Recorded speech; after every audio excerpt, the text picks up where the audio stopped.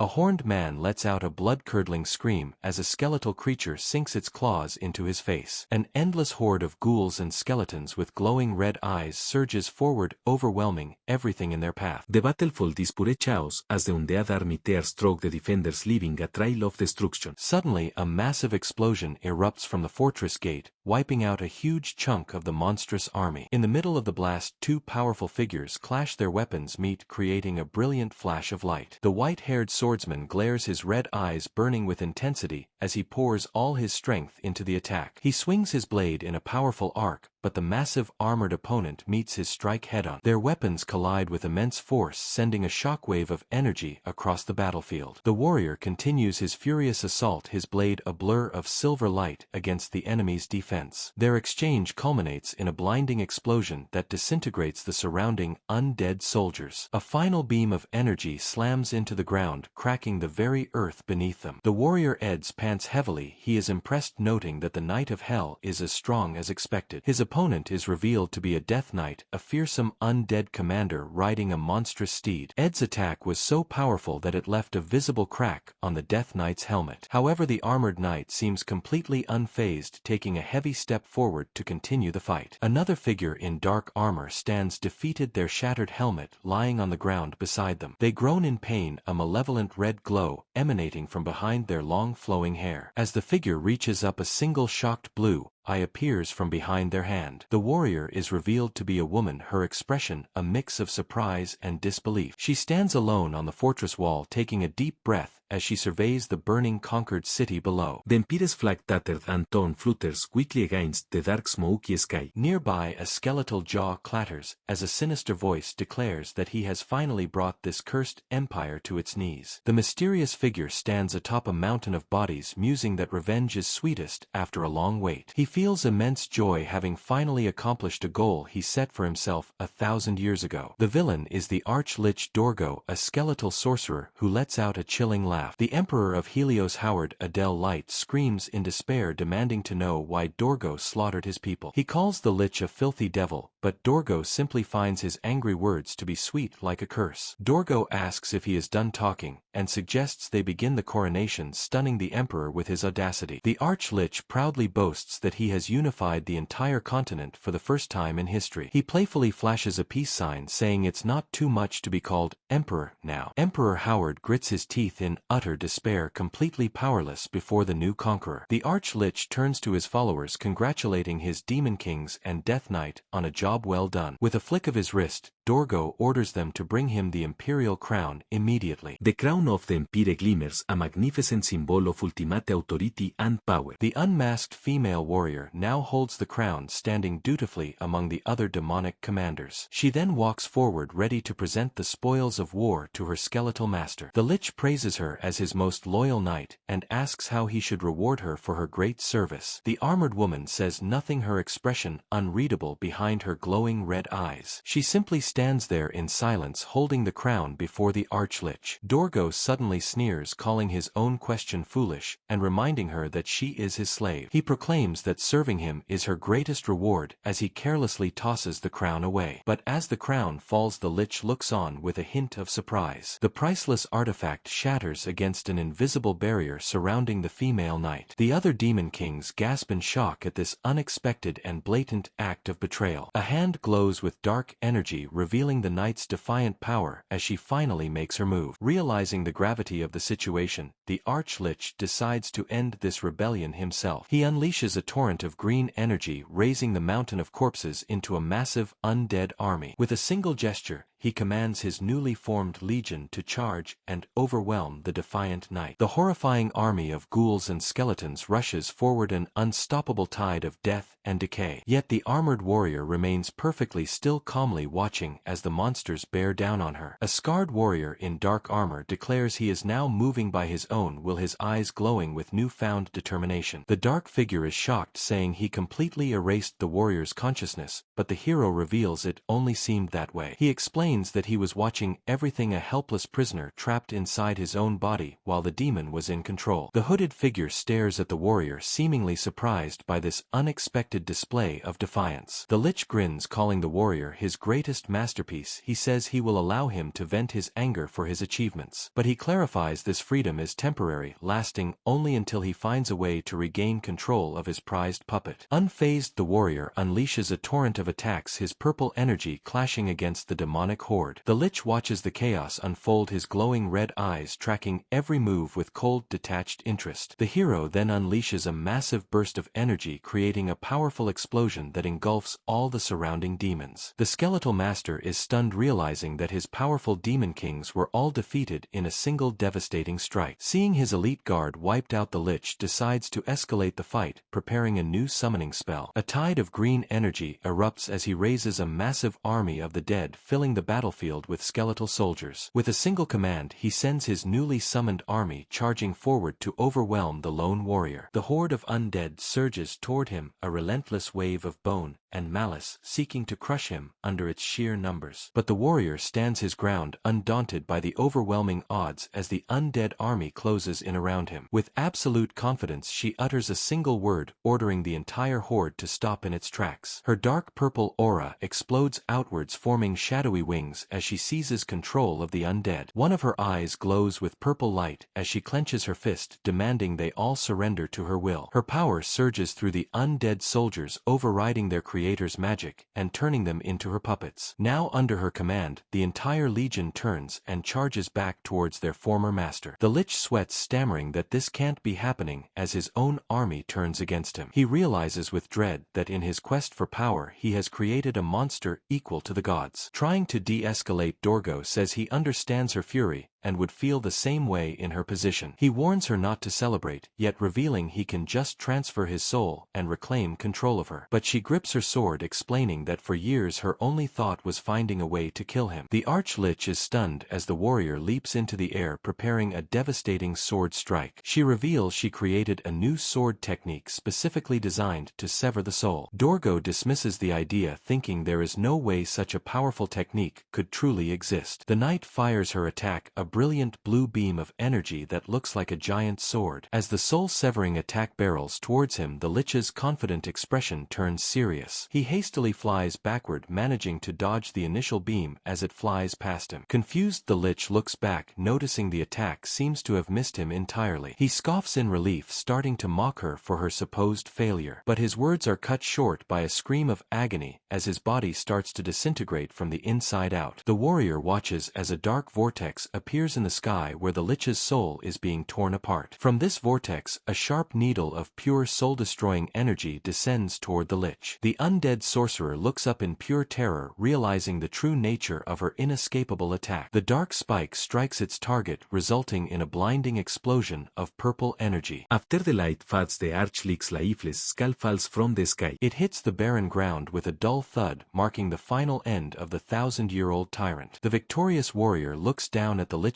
remains and coldly tells him to go to hell. With a powerful stomp, she crushes the skeletal tyrant's skull, shattering it into dust. Emperor Howard's spirit watches over her as she stands alone on the desolate battlefield. Meanwhile, the living emperor struggles to his feet, completely confused by the sudden turn of events. Her long fight finally over the knight's strength gives out, and she collapses to her knees, exhausted. With a heavy sigh of relief, she whispers to herself that the nightmare is finally over. However, she quickly realizes there is still one last thing she must do before finding peace. Resolved, she picks up her sword and points the blade directly at her own chest. She feels she must apologize to her victims, even if she can only meet them in the afterlife. A painful memory flashes through her mind, showing her impaling a man while under the Lich's control. She recalls another life she was forced to take, powerless to stop her own body. The reflection of her monstrous form in a victim's tear-filled eye continues to haunt her. She needs to atone and apologize to her family for the monster she was forced to become. Determined to find peace, she prepares to end her own life and join those she wronged. But just as she's about to strike, a familiar voice calls out her name, Ian.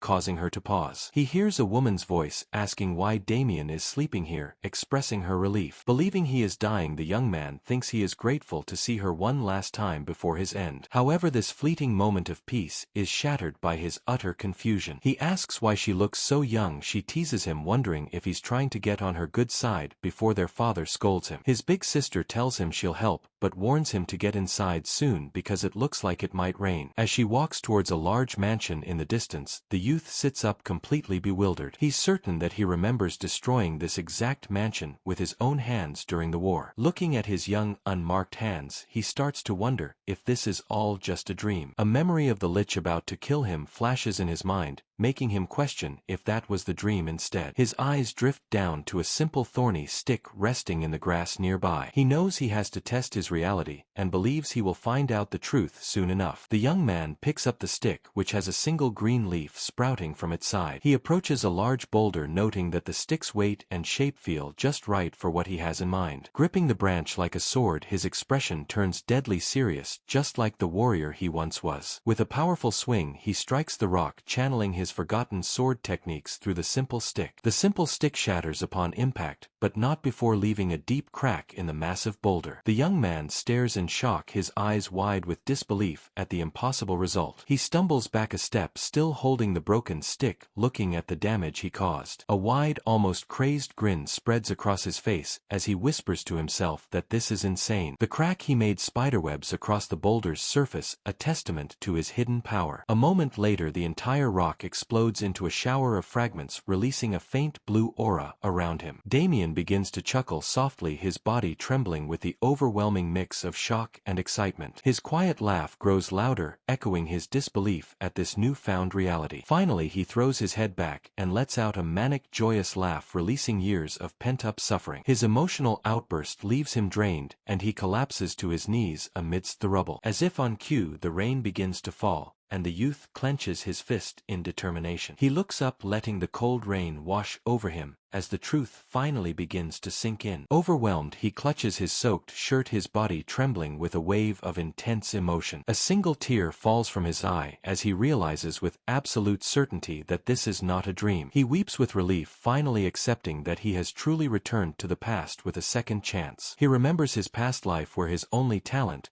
was for getting into trouble. His father had screamed that he had gone truly insane. The old man would rage about how he tarnished their honor, asking how much more shame he would bring upon them after being kicked out of a bar. He also recalls his younger brother bursting in, demanding to know why he had assaulted the young master of the Lion Bloom March. His brother had blamed him directly, screaming that because of his actions their sister's future was ruined. The painful memory of her being taken away in a carriage, forced into a political marriage, flashes through his mind. He was accused of stomping on his family's future, as his sister was dragged away to marry a dirty roughneck because of his mistakes. Even his mother had pleaded with him, crying as she asked why he would borrow money using their family land as collateral. This reckless decision was another of his so-called talents, the one that led to his household's properties being taken away. Shame and regret from his past life weigh heavily on him as he relives these painful memories. As a direct result of his constant failures and his talent for causing ruin, the inevitable finally happened. Pushed to his absolute limit,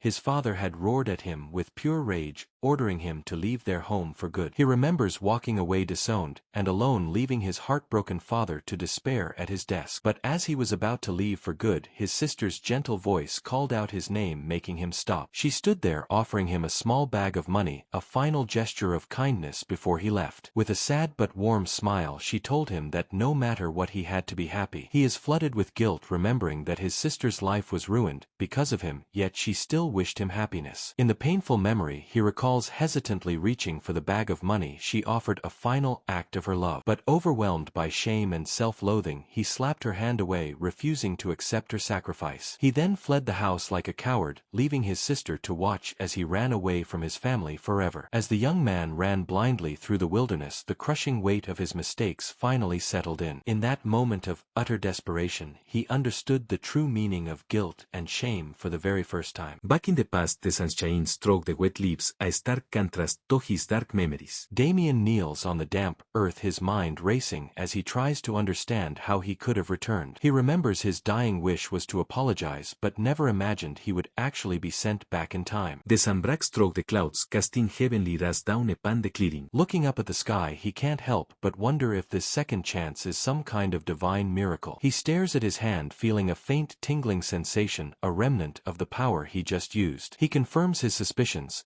It was extremely tough to use such an advanced technique in his current weaker body. The skill he instinctively used to shatter the boulder was known as wave breaking. It's a powerful amplification technique that increases the force of a blow by several fold. He remembers using the wave breaking technique against a powerful foe in his past life, a memory etched in violence. It was a skill born from his desperate battles against countless demonic beings under the Lich's control. This powerful technique was something he had to earn through bloodshed and his sheer will to survive. He recalls the face of the mighty opponent he had to defeat to acquire this specific skill. He obtained it after killing a fearsome enemy knight known infamously as the Castle Wall Destroyer. His trip down memory lane is cut short when a familiar voice cries out his name in panic. A servant from his family, a young boy, comes rushing towards him across the lawn. The boy stops to catch his breath. Damien recognizes him, but momentarily forgets his name. After a moment of thought, he recalls that the young servant's name is Victor. Victor frantically asks why he's still there when his sister Lady Louise had already told him to return. The servant warns him that the patriarch is furious, but Damien just feigns ignorance about what he did. His servant is completely baffled, asking if he's truly pretending not to know what's happening. The young man maintains his calm, confused expression, frustrating the poor servant even more. Just then a furious roar echoes from the nearby Haxon Viscounty mansion, calling him a bastard. His father, the Viscount, storms out of the house, drawing his sword with rage in his eyes. Before his father's sword can land, Damien easily catches his wrist, stopping the attack with surprising strength. The Viscount is forced to his knees, his eyes glowing red with pure rage as his sword clatters to the floor. His wife and daughter rush to hold him back as he screams that Damien has gone insane and is tarnishing their family's honor. Damien watches the scene unfold, realizing he has returned to the exact moment his tragic downfall began. Even his younger brother pleads with their father, asking him to think rationally and not actually kill Damien. He thinks about his family.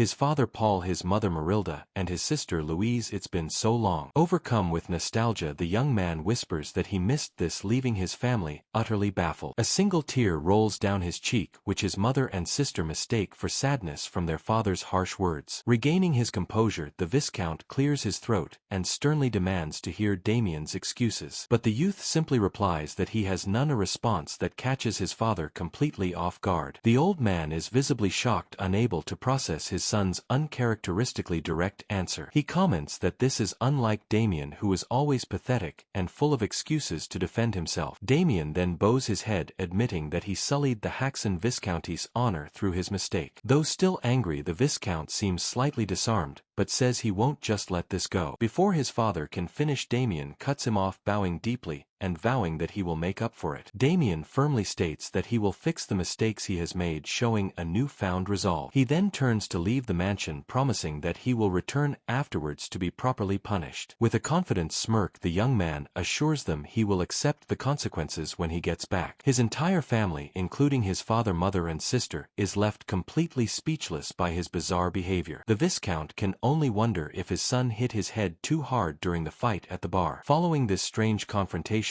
Damien travels to the bustling merchant city of Landwork. He and his young servant Victor arrive at the establishment where the initial incident took place. Victor nervously asks if he's really going in, worried because he heard a powerful syndicate backs them. The youth tells his servant to go back first if he's scared, but Victor adamantly refuses to abandon his master. Damien simply smiles, saying he will sincerely apologize to the owner to make up for what he did. Although still anxious, the servant can only hope that things will work out as his master plans. As he walks alone towards the entrance, the young man thinks about his mysterious return to the past. He doesn't know how it happened, but he feels that if a god is giving him this second chance, then he is determined not to hurt his loving family ever again. He steels his resolve, ready to change his destiny and erase his past talent for ruining his family's future. As Damien approaches the tavern, two brutish thugs standing guard turn to face him, one cautiously gripping a knife. The men block his path, with the leader asking why the noble master has returned after being warned to stay away. The memory of these men is faint for Damien, but he feels a strange sense of familiarity with the thugs. Ignoring their hostility, he calmly states his intention to apologize to the owner for his actions last time. His polite and unexpected request leaves the two guards momentarily speechless and confused by his change in attitude. The leader suddenly bursts into laughter, finding the apology hilarious, but agreeing to tell the boss about it. He admits that while he heard Damien was a roughneck, this respectable act is better than he expected. His companion then brings up a rumor about Damien's sister being a beauty, making the leader smirk with a sinister idea. The thug suddenly grabs the youth's chin, saying he's now reconsidering the apology on one condition. He lecherously offers to accept if Damien introduces his pretty sister, which makes his friend roar with laughter. Damien realizes that trying to handle this situation peacefully is proving to be much more difficult than he thought. But before the thug can continue his taunts, Damien moves with lightning speed and snatches the knife from his hand. He had hoped to just apologize and leave, but now he holds the weapon as the thugs scream at him in shock. The young man inwardly sighs, thinking that perhaps he overestimated his own patience for such disrespect. The enraged thug starts yelling insults at him, but he can't even finish his sentence before Damien makes his move. Damien easily disarms the thug, leaving his companion completely stunned by the sudden turn of events. In a flash, he drives the stolen knife into the thug's shoulder, taking him out of the fight instantly. A dark aura surrounds the youth as he glares at the remaining thug, his patience completely worn thin. As one man groans in pain, Damien tells the other that since he wanted a show, he'll give him one. A moment later, blood-curdling scream echoes from the tavern, startling nearby passersby. Victor peeks from his hiding spot, terrified for his young master, while others wonder about the commotion. The remaining thug demands to know if Damien realizes who he's messing with, but the youth is unfazed. Showing off a snake tattoo, the man proudly declares that no one ever gets away with messing with the black snake. Hearing that name triggers a memory, and Damien finally understands who these men are. The Black Snake was an influential criminal organization that held significant power at this time. He remembers now that this tavern was run by the syndicate, and he once complained about their overpriced food. His simple complaint in his past life was met with a brutal punch to the face, a swift and violent response. They had beaten him mercilessly in front of everyone, mocking him as he begged them to stop. Thinking back on it, he realizes that he's the one who should be receiving an apology, not giving one. A sinister smirk spreads across Damien's face, leaving the last thug completely confused and unnerved. The remaining thug warns the young man that he won't go easy on him just because he's a noble. He then lunges forward, bringing his sword down with a ferocious battle cry. However, Damien easily sidesteps the clumsy attack, leaving his opponent wide open and surprised. Before the thug can recover, the youth sweeps his leg, sending him stumbling forward. The large criminal loses his balance, completely tumbling helplessly toward the ground. Damien grabs the back of his head and slams his face into the dirt with a heavy thud. The defeated thug coughs, weakly clutching his bruised and bleeding face in pain. He looks up at the youth, who says that killing them all wouldn't be enough to satisfy his anger, but for his family's sake he'll endure it. A red aura surrounds him as he holds the knife to the thug's neck. Instead of killing him, Damien slashes the man's arm, incapacitating him just like his friend. Now both thugs are on the ground, groaning in pain as the youth stands over them completely unfazed. From inside the tavern, a voice wonders who the hell this bastard is as Damien calmly brushes himself off. Just then more armed men emerge from the building, looking much tougher than the first two guards. Their leader eyes him with suspicion, asking where he's from and if he belongs to a rival organization. Damien explains he came to apologize, but now believes he's the one owed an apology, demanding to see the owner. The thug warns Damien that his noble status won't save him, telling him to be prepared for a beating. With a furious yell, the man charges forward, swinging his short sword in a wide, powerful arc. But the youth easily dodges the attack, sidestepping with fluid grace as the thug stumbles past him. Damien then trips the man, kicking his ankle and sending him falling face first toward the ground. The thug has no time to react as he tumbles forward, completely off balance and vulnerable. With a heavy thud, Damien slams the thug's face into the dirt, knocking him out instantly. The man lets out a pained cough, his face scraped and bruised from the brutal impact. impact. He glares up at Damien, who admits that killing all of them wouldn't be enough to quell his anger. But for his family's sake he will endure. A crimson aura surrounds him as he holds the knife to the man's neck. Instead of delivering a fatal blow, he quickly slashes the man's arm, ending the fight without killing him. With both of the initial thugs taken down, Damien stands over them, breathing heavily from the exertion. A voice from the tavern wonders who this mysterious troublemaker is as Damien tries to catch his breath. Suddenly, a new group of armed men emerges, looking far more formidable than the first two. Their leader eyes Damien with suspicion, asking if he belongs to a rival organization. The youth explains he came to apologize but now feels he's owed one, demanding to see the owner. The thug leader stares down in disbelief, finding the very knife he wielded now pressed against his own throat. Damien's face is shadowed as he tells the man this is why he should have listened when he was being nice. As the thug collapses, Damien stands in the doorway, his sudden violence silencing the entire tavern. With a blood smear on his cheek,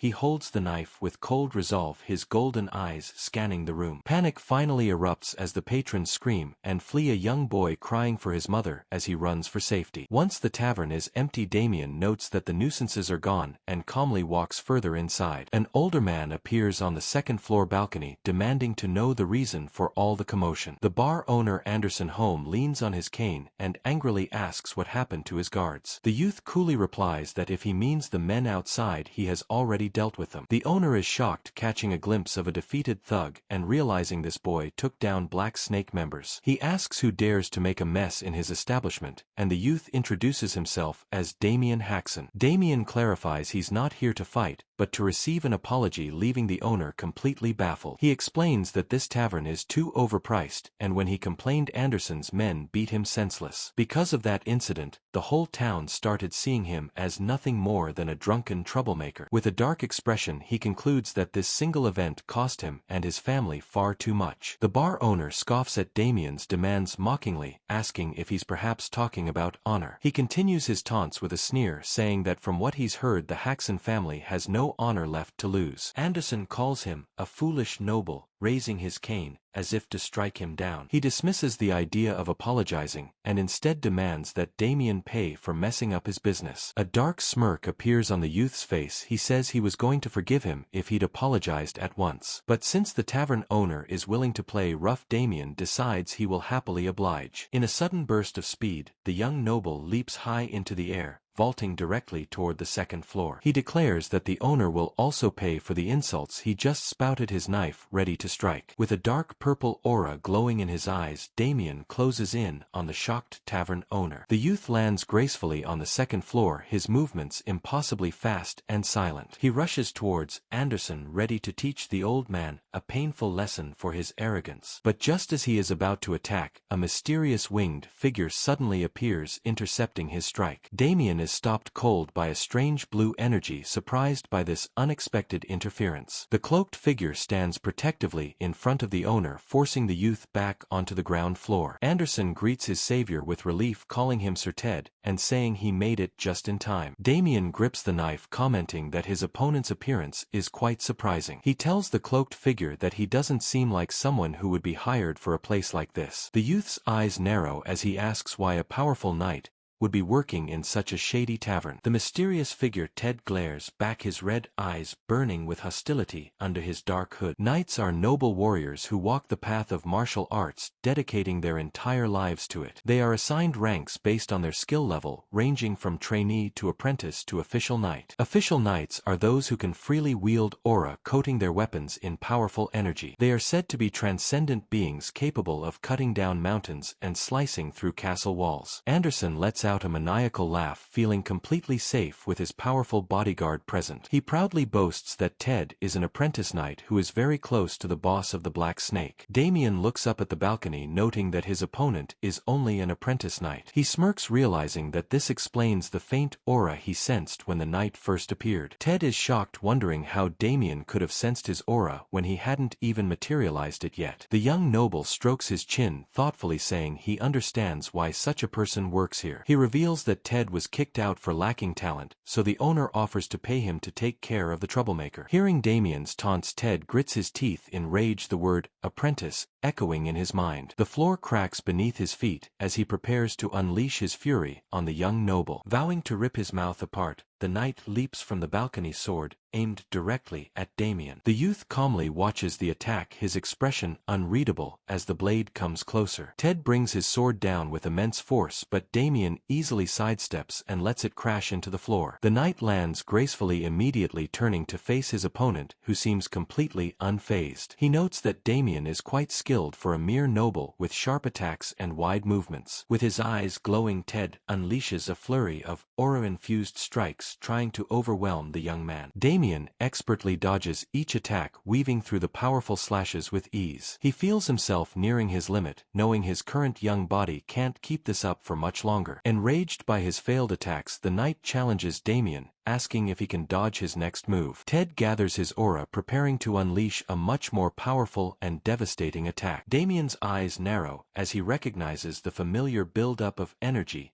knowing what's coming next. The apprentice knight is about to use a secret technique, a powerful move meant to end the fight. Knowing he can't dodge this one, Damien decides to counter with an appropriate technique of his own. A dying soldier looks up in confusion, wondering who this Dorgo person is that everyone fears. In a dark forest, a legendary killer known as the Phantom Assassin says that if all humans died, the world would be no fun. The assassin turns away from a massive armored monster, continuing with their line of thought. They then stand over a defeated soldier and tell the monstrous creature to leave if it values its life. But the demon stands its ground, surrounded by the corpses of fallen warriors, unfazed by the threat. The assassin sighs, realizing their warning was ignored, and that they now have another target to kill. With a deadly glint in their eye, they decide to grant the creature's death wish by using a secret technique. For a master assassin, the path to victory, the very weakness of their foe, is always visible. At their level of skill, they can perceive the water that makes up the majority of a living body. This unique perception allows their blade to find the path of least resistance, a fatal, unavoidable strike. Unleashing their secret technique,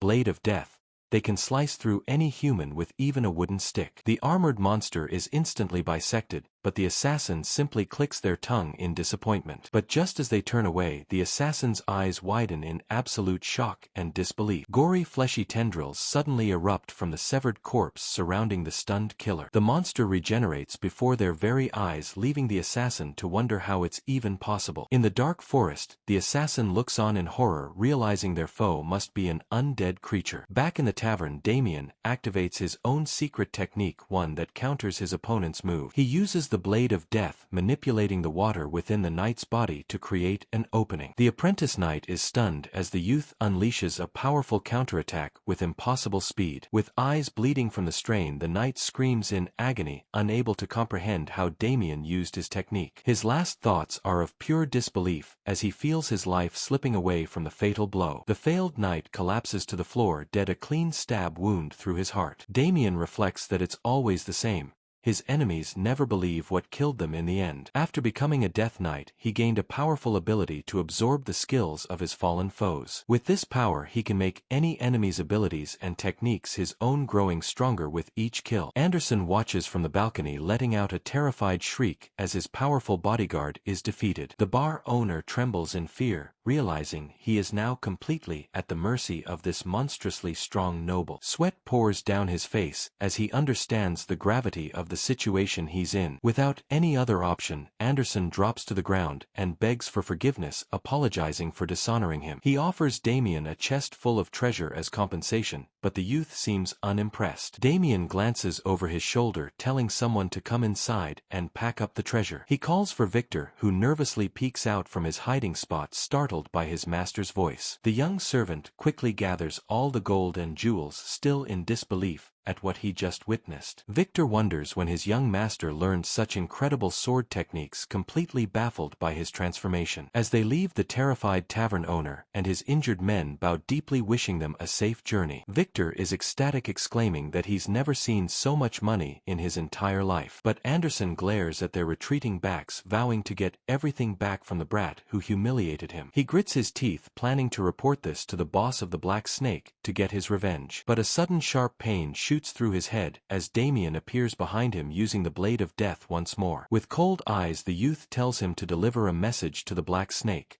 stay away from his family. Anderson clutches his bleeding head, groaning in agony as he curses Damien for his actions. With their business concluded, the master and servant walk away as the sun begins to set. Damien knows that this single act won't be enough to wash away all of his past sins, but he looks up at the sky filled with a new sense of purpose and resolve in this second life. He vows not to disappoint his family anymore, telling a happy Victor that it's time to go home. As the sun sets, casting a warm orange glow across the sky, a new player enters the scene. At the grand estate of the Lion Bloom March, a different kind of trouble is brewing. A young man whispers a philosophical phrase to his brother, saying that pain always follows love. His brother, looking at his reflection, asks why he's so serious, teasingly wondering if he's going to battle. The first young man gives a sly, knowing smile, a hint of mischief in his eyes. He then reveals with a creepy expression that he's not going to battle, but rather to find love. Meanwhile, back at the Haxon's estate, the new day begins peacefully and quietly. Damien yawns, feeling well rested after a long time, while Victor follows behind carrying their loot. The young servant complains that he's jealous, having been too worried to sleep a wink after yesterday's events. Damien casually dismisses his worries, asking if everything didn't work out in the end. He admits things went a little off track, but they still managed to get a hefty reward. More importantly, he expects rumors to spread about how the Viscount's son destroyed those who messed with him. He hopes this will change the public's perception of him as a good-for-nothing, which surprises Victor. But the servant is still worried about the Black Snake, reminding Damien that he roughed up their members. Damien reassures him, confident that the syndicate wouldn't dare go after a noble family. The servant admits that from his perspective his master's swordsmanship is far from ordinary. He then asks the young noble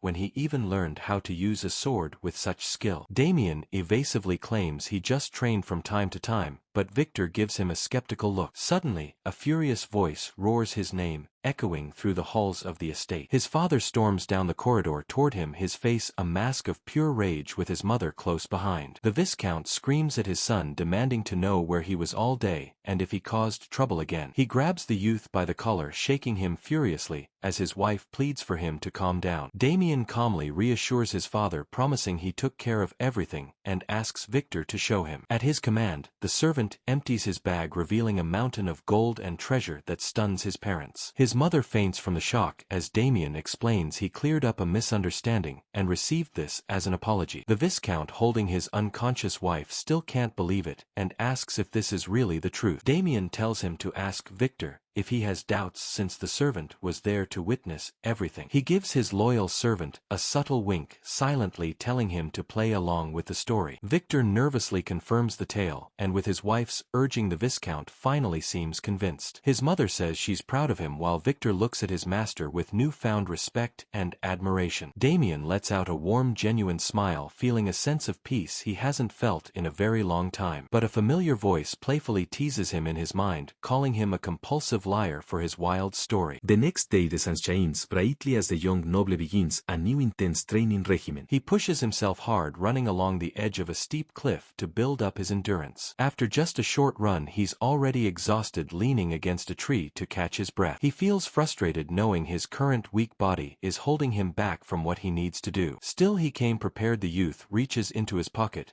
pulling out a small hidden item. He reveals a vial containing a glowing purple liquid, thankful he managed to acquire it from the tavern owner. His loyal servant Victor looks at the strange potion and asks his master what it is. Damien explains it's a special tonic from the Alchemy Academy that boosts stamina and energy. He further clarifies that the Academy is a group that specializes in making these powerful tonics. He remembers their potions were legendary, said to be as valuable as gemstones due to their potency. A confident smirk appears on his face as he realizes just how lucky he was to obtain such a rare item. Without any hesitation, the young man stands in a clearing and drinks the entire potion in one go. He exhales slowly, feeling the powerful effects of the tonic already starting to course through him. Damien clenches his fist, feeling the potent energy from the tonic surging through his entire body. He knows that if he wants to get stronger quickly, he needs to build up his stamina first. His ultimate goal is to return to the level of power he had in his past life as a fearsome death knight. He remembers the Arch-Lich Dorgo and the undead army that will appear in just a few years. His eyes narrow with determination. He must gain the strength to kill the Lich before that happens. Only then, he believes, will he be able to protect his family's happiness from the coming darkness. With a renewed sense of purpose, he takes a deep breath, preparing to continue his grueling training. Fueled by the tonic and his burning resolve, he sprints through the wilderness with newfound energy. A fierce vow echoes in his mind. This time he will kill Dorgo for sure, no matter what it takes. Meanwhile, under the pale moonlight, a sinister tower looms over the quiet city. This is the Black Snake Ideal in Langwork, a place of shadows and criminal dealings. Inside, a large man casually picks his teeth, commenting that someone has become useless. He looks down at the defeated apprentice knight, Ted, lamenting that he was their best hired hand. The boss of the Black Snake, Cedric Walker, coldly dismisses the idea of treating Ted and orders his men to dump him. One of his underlings is surprised, but Cedric confirms his order, telling them to just dump him somewhere. He states that Ted is of no use to them anymore, believing they can always buy more mercenaries with enough money. But before his men can drag the injured knight away, Ted miraculously gets back to his feet. The boss is surprised but mockingly asks if he still has the strength to stand up. He then offers a new deal, promising to get Ted treated and maybe even hire him again. But the disgraced knight grips his sword tightly, his knuckles turning white with rage. With a furious roar, he charges at his former employer, bringing his sword down with all his might. Suddenly, a mysterious cloaked figure appears, easily catching the knight's head and stopping his attack. A strange purple energy erupts from the figure's hand, enveloping Ted's arm in dark power. The knight screams in shock and pain, unable to comprehend what is happening to him. The newcomer asks if the Black Snake's boss can be the first target for their new contract. With Ted now under his control, the figure challenges the boss, eager to see what he can do. The mysterious man then begins to mumble a strange ancient incantation, his voice filled with dark power. Ted screams in agony as a dark shadowy energy erupts from his body, twisting his form. Horrifying ghostly creatures emerge from the shadows, surrounding the terrified knight and his former boss. One of the grotesque spirits latches onto Ted's face, its slimy tendrils covering his mouth and nose. With a crazed look in his eye, the mysterious figure mockingly begs his spirits to spare the helpless knight. One of the grotesque creatures opens its massive shadowy maw, ready to devour its screaming victim. The dark spirits completely engulf the disgraced knight, their ghostly tendrils tearing his body apart. After one final agonizing scream, Ted's lifeless remains fall limply to the hideout floor. The Black Snake's boss watches the messy spectacle with a look of pure disgust on his face. The cloaked figure asks if he is satisfied, and the boss agrees but tells him to be cleaner next time. Cedric explains the next contract is tricky as someone harmed their organization, but the target is a noble. With a sinister grin, he says the worse the damage dealt, the higher the assassin's pay will be. The boss offers a bag of gold to the newcomer, a hefty advance to secure his services for the job. With a creepy smile, the scarred assassin eagerly accepts the money, promising to handle the mission. Meanwhile, Damien pushes himself to his absolute limit, panting heavily from his grueling training. He performs weighted squats, his muscles straining under the pressure as he builds his new body's strength. The makeshift barbell finally snaps, unable to withstand the force of his intense workout. The youth is pleased with the results, noting that the potion has noticeably improved his stamina in just a few days. But as he reaches for a drink of water, he pauses, sensing that something is very strange. He finds it strange that several days have passed peacefully, as he was sure the Black Snake would have come for him by now. But just as he thinks this, a sudden noise puts him on high alert, confirming his suspicion that something was wrong. The sound of rustling leaves comes from the nearby bushes, signaling an approaching figure. Believing it to be an assassin from the Black Snake, he prepares to strike, his hand glowing with dark energy. In a blur of motion, Damien lunges forward and delivers a powerful punch to the intruder's face. But as his fist connects, he looks at his victim's face, and his eyes widen in pure shock. He has just attacked his own younger brother, Abel, who gasps for air, clutching his throat in pain. The force of the blow sends Abel sprawling to the ground, completely taken by surprise. His brother, Abel Haxon, rubs his sore neck, commenting that Damien has gotten much stronger since they last met. met. The attack triggers a painful memory for Damien, a vision of finding his brother's lifeless body in his past life. Overwhelmed by guilt and regret, the young man stands in silence, his mind reeling from the memory. He quickly apologizes, saying he didn't mean to hit him so hard, and offers a hand to help him up. Abel stares at his brother's outstretched hand, still wary and surprised by the sudden assault. He gets up on his own, stating that he didn't come here for an apology from him. The younger brother explains he knows about the tavern incident and is here to find out what really happened. Abel adjusts his glasses, his eyes filled with suspicion. He directly asks his older brother if he is now lying to the family. But Damien just smiles calmly, confirming that it's true, and admitting he was the one who handled the situation himself. His younger brother explodes in anger, refusing to believe him, and accusing him of hiring someone to do his dirty work. Abel points an accusatory finger, sternly warning Damien not to cause any more trouble that could bring shame upon their house. Instead of getting angry, Damien simply places a hand on his brother's head, a gentle and very uncharacteristic gesture. He fondly remembers Abel's caring nature. The younger brother tries to push his hand away, confused by this new behavior. The older brother smiles, kindly reassuring him that there won't be any more trouble from now on. But their moment is cut short as their servant Victor comes rushing towards them in a complete panic. The young servant grabs Abel's arm, frantically stammering that something terrible has happened. Sensing the urgency in his voice, the two brothers immediately rush back towards the mansion. Damien throws open the parlor doors with Abel right behind him, both prepared to face whatever is waiting inside. They find their parents sitting with an unexpected guest,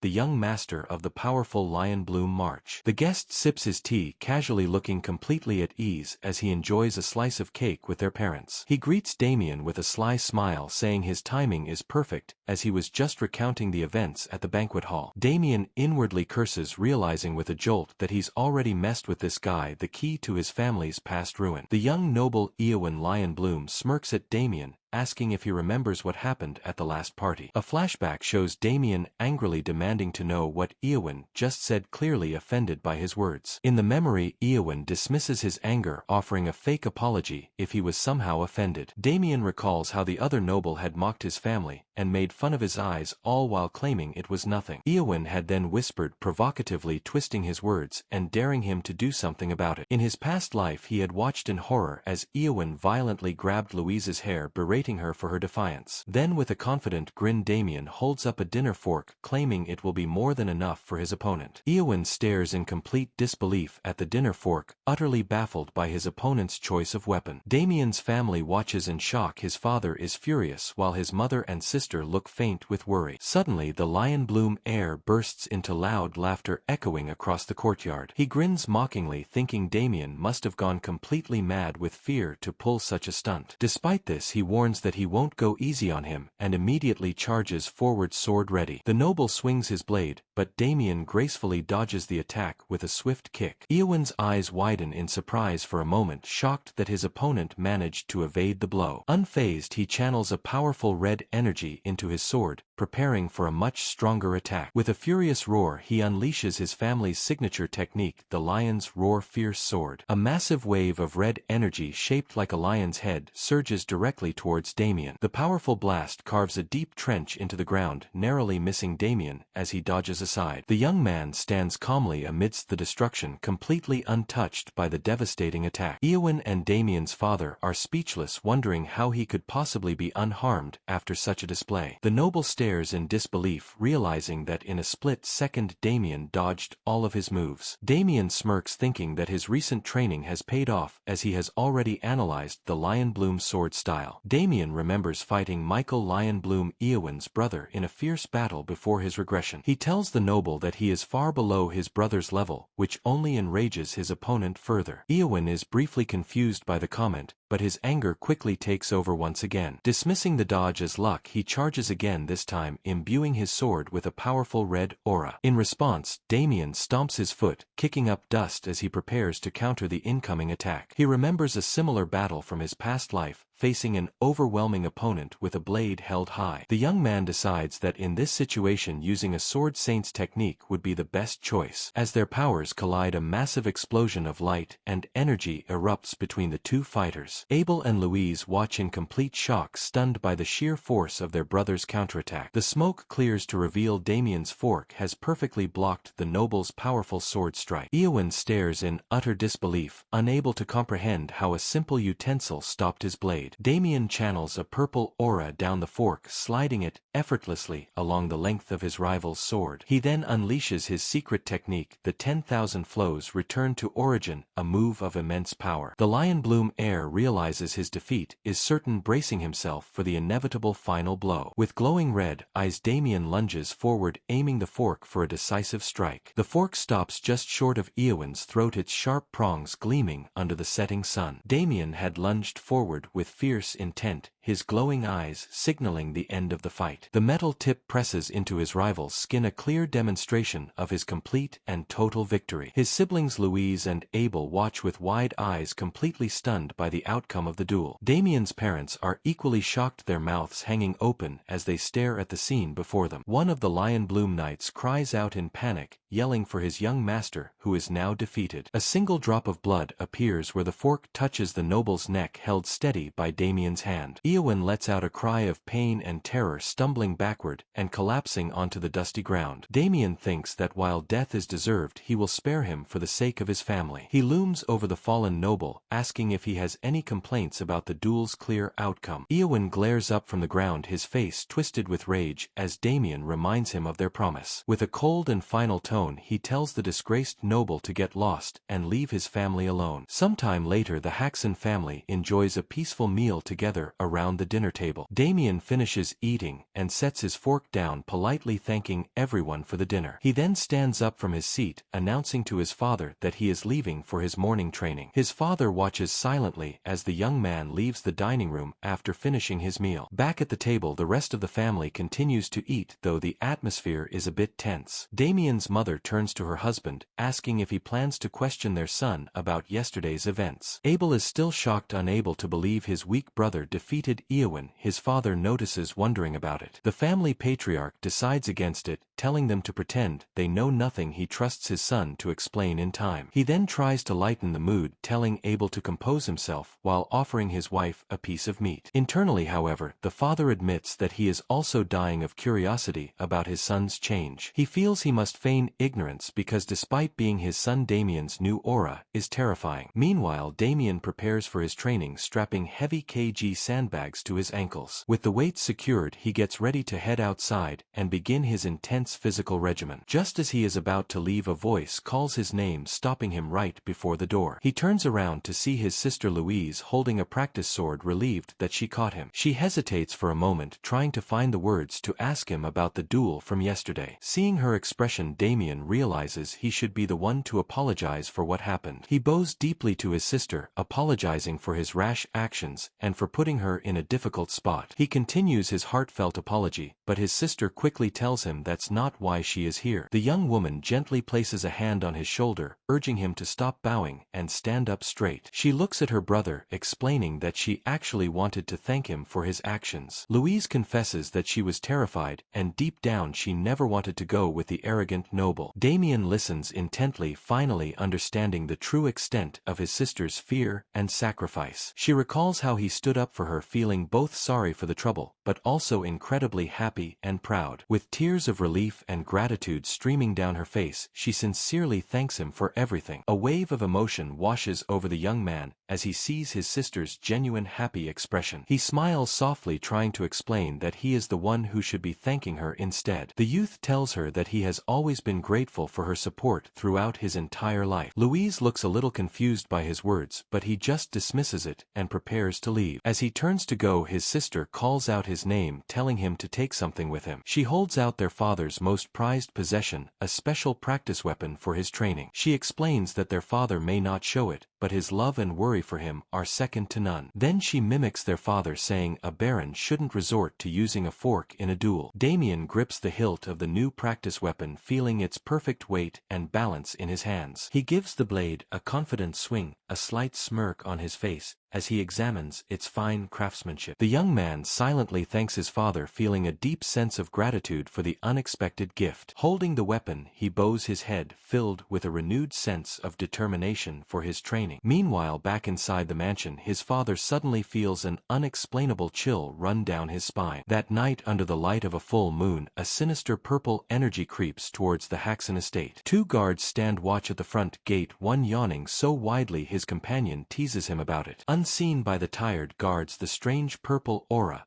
gathers around the feet of an approaching intruder. The mysterious figure's eyes glow with a purple light as it observes the guards at their post. The shadowy energy surges forward, rushing past the oblivious men and towards the mansion's gate. It slips effortlessly through the sturdy metal bars, completely undetected by the guards. Now inside the property, the figure steps onto the mansion grounds, its presence cloaked in shadow. The cloaked intruder moves silently through the darkened halls of the residence, searching for something. It glides past a flickering candle lamp, its dark form casting an eerie shadow on the wall. The purple energy finally dissipates, leaving no physical trace of its presence in the hallway. While the mansion is under threat, Damien's younger brother Abel sleeps soundly in his room. In another room, the parents of the Haxon household are also fast asleep, unaware of the danger. The cloaked intruder stops silently outside another bedroom door, having found his target. Inside, Louise's eyes suddenly flutter open as she stirs from her magically induced sleep. She awakens to find the dark, cloaked figure looming over her bed, its presence filling the room. The intruder, a man with scarred features and glowing eyes, grins as he remarks on her beauty. He reveals he came on a request from someone called the Black Snake, but finding her is a bonus. As he reaches for the terrified girl, a calm voice suddenly calls out from the doorway. The intruder slowly turns his head, his shadowy form facing the unexpected interruption. Damien stands there, practice weapon in hand, and eyes glowing red, asking what the man is doing. The cloaked figure is taken aback, his glowing purple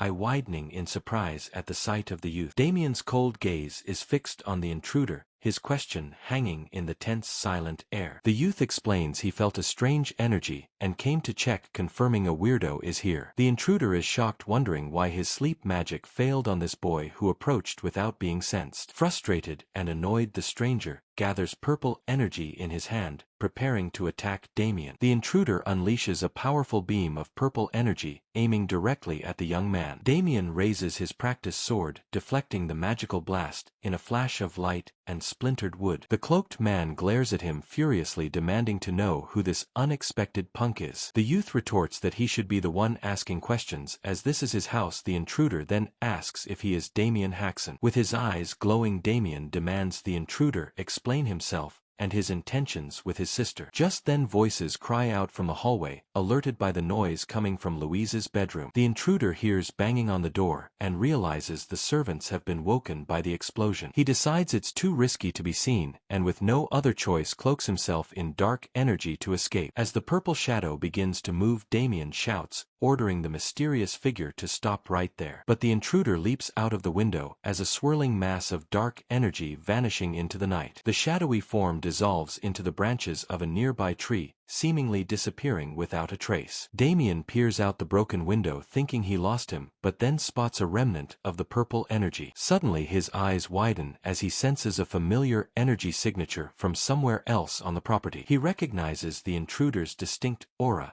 his expression shifting from confusion to alarm. The young man realizes with dread that the intruder is heading towards the front of the mansion. In the stables, two of the Haxon family's workers panic, asking each other what they should do. They have discovered that the Baron's most prized horse is lying dead on the ground, and they fear his reaction. The men are completely baffled, as the animal was in perfect health just the day before. Suddenly, Damien appears behind them, saying he had a bad feeling, startling the two stable hands. He calmly tells them not to be nervous, he only came to confirm something, and assures them he will not blame them. The young lord then asks them to step aside for a moment, leaving the two workers utterly confused. After they move away, Damien approaches the dead horse and places his hand on its body to investigate. He followed the lingering trace of the intruder from last night, and found it had led him to this dead animal. As he focuses, he senses a disturbing aura around the horse's body, and knows it is definitely dark magic. This confirms his suspicions. The cloaked man who broke into his house must be a dangerous dark mage. He looks back towards the mansion knowing his family is still sleeping soundly and unaware of the threat. The young man decides not to worry them, resolving to handle this dark mage problem all by himself. He follows the faint trail of purple energy as it flows away from the mansion and across the grounds. The lingering aura of dark magic leads him through the forest and to the entrance of a hidden cave. Inside the secret lair, the cloaked dark mage is busy at a table, chuckling to himself amidst his tools. The dark mage gloats, holding a glowing potion he received from the boss of the Black Snake gang. He admires his new stash of curse ingredients, thinking he will not need to find materials for a while. The man sighs, complaining that he must be getting old to be taking on such cheap jobs for pocket money. But he reminds himself that he had no choice, as he is currently being hunted by a mysterious cult. He decides to lay low for the time being. At that moment, a figure steps into the cave entrance. The mage suddenly wrinkles his nose in disgust, complaining about a foul stench that has appeared. He turns to see Damien, who casually suggests the place needs ventilation, leaving the mage speechless. The young man smirks, confirming that he is indeed the heir of House Haxon, the same person from yesterday. The mage demands to know how he was found. Damien calmly replies that he simply followed his filthy stench. His opponent is surprised, recalling that he heard Damien fought the Black Snake. He realizes he is not a spoiled brat. The intruder confirms he is one of their hirelings tasked with hurting the Haxon family as much as possible. Damien calls him pathetic for taking the job coldly, informing him that he is now about to die. The dark mage is taken aback for a moment by the youth's unwavering confidence and bold threat. He grins maniacally, finding Damien interesting and vowing to torture him to keep as a chat buddy. But the young man calmly states that will be difficult, as he made a vow to avoid killing unless necessary. He continues explaining that his vow to avoid killing has one very specific exception. The young man stares him down, declaring that his vow does not apply to filthy dark mages like him. The mage is stunned that his identity has been discovered, realizing this youth is no ordinary person. Knowing he is in trouble if Damien escapes, the mage launches a furious magical barrage, screaming for him to die. But Damien moves with incredible speed, weaving through the deadly projectiles with his practice sword. Before the mage can react, his opponent is already upon him, moving too fast for him to comprehend. He swings his blade in a clean, powerful arc, slicing right through the dark mage's body. The intruder grunts as his shadowy form is split vertically down the middle by the powerful strike. However, the two severed halves immediately begin to writhe and regenerate, held together by dark magic. Damien watches in surprise as the body regenerates, recognizing the strange power he sensed at the mansion. The mage smirks, impressed by his own skill, even though he is only doing this for a cheap price. He gloats that such an attack will not work on him, but his confident words are cut short mid-sentence. Damien's eyes glow with red energy. If a simple slice will not work, he will just have to cut him into dust. The youth leaps forward, unleashing a devastating flurry of slashes that move faster than the eye can see. The mage acknowledges the attack is not bad, finally understanding Damien's confidence, but he still seems unfazed. Damien states that the moment the mage willingly walked into this cave, he was already a dead man. The mage's shadowy form lets out a terrifying scream as spectral spirits erupt from the ground to attack. He reveals the entire cave is enchanted, a trap laid in preparation for the cult that is pursuing him. The young man realizes the situation has suddenly become extremely dangerous as the enchantments activate. The mage, now a giant shadowy commander of Yulon, taunts him, telling him to regret this fight. With his eye glowing brightly, he unleashes a powerful curse, commanding his opponent's body to rot and die. The shadowy executive laughs maniacally, confident that his powerful curse will overwhelm the young warrior. The dark magic intensifies, aiming to cause his entire body to decay from the inside out. The curse's purple tendrils swarm and writhe, appearing to completely consume Damien within them. After a moment, the dark energy retracts and solidifies, reforming back into the cloaked mage. He smirks, calling Damien an arrogant fool for hastening his own demise by walking into the trap. The mage thinks about his payment from the Black Snake, satisfied he has fulfilled the request thoroughly. Suddenly, a calm voice identifies his magic as a corrosion-type curse, interrupting the mage's celebration. The dark mage whips around in disbelief, stammering as he sees the youth standing right behind him. He demands to know how Damien is still standing there, completely unharmed by his ultimate curse. Damien pushes back against the curse with his hands grunting as the foul purple energy envelopes him. The mage frantically asks how he knows about black magic, but the youth offers only a cryptic reply. Internally, Damien admits he is also a bit surprised by this turn of events, even as he sees the mage panicking. He glances at a faint glowing crest on his hand, wondering how his divine authority is still active. He remembers its origin, a powerful skeletal lich who explained that this authority was the power of the gods. In a vision of his past, the skeletal king, his former master, examines a large urn containing immense power. The lich then turned to his kneeling servant, a powerful warrior he called his Death Knight. His master declared that even with the strongest body and spells he was still not satisfied with his creation. Therefore the lich decided to grant his knight even more power, intending to forge him into an absolute weapon. The skeletal king reached out with a bony hand, channeling a torrent of dark energy towards his loyal servant. With red eyes glowing in his skull, the master focused his immense will into the powerful magical transfer. A massive beam of concentrated purple power erupted forth, surging directly into the kneeling knight. The lich watched as his servant was bathed in the overwhelming energy of the divine authority. In his past life, the warrior clasped his hands together, bracing himself to receive the incredible power. A swirling vortex of magic enveloped him, and even his master was impressed by the overwhelming force. In his past life, the lich master's hand glowed with purple energy as he transferred his power. The warrior, his past self, screamed in agony as the divine authority coursed through his entire body. The power transfer created a massive explosion of light, engulfing the warrior in its intense energy. From the blinding light, the skeletal master watched with satisfaction, seeing his creation completed. At long last, the lich had successfully bestowed the powerful authority upon his ultimate servant. A single glowing eye emerged from the energy, signifying the birth of a new incredible power. The Death Knight stood reborn, now wielding the immense and coveted authority of the gods. Back in the present, Damien recognizes the feeling, confirming it is the authority of greed from his past life. He looks at the glowing crest on his hand, shocked, as he had thought the power vanished when he returned in time. The divine power surges from his body, creating a bright flash of protective energy around him. He uses this power to launch a powerful kick, effortlessly deflecting the dark mage's curse. The mage stares in utter disbelief, demanding to know how he survived his powerful magic. Damien just smirks, mentioning that everyone has a hidden trump card, revealing a system message for an iron plate. He thinks about the mage's words, remembering he claimed to be an executive of an organization called Yulon. He recalls hearing of Yulon before, a notorious group of assassins who specialize in using black magic. The dark mage feels a bad vibe from his opponent, deciding it is too risky to drag this out any longer. He declares he will use a secret weapon he was saving for the cult, revealing his own trump card. A simple-looking silver bracelet on his wrist suddenly begins to glow with an intense emerald green energy. The artifact unleashes a massive pillar of green mana, surging upwards and filling the cave with its power. The mage's body transforms as it becomes infused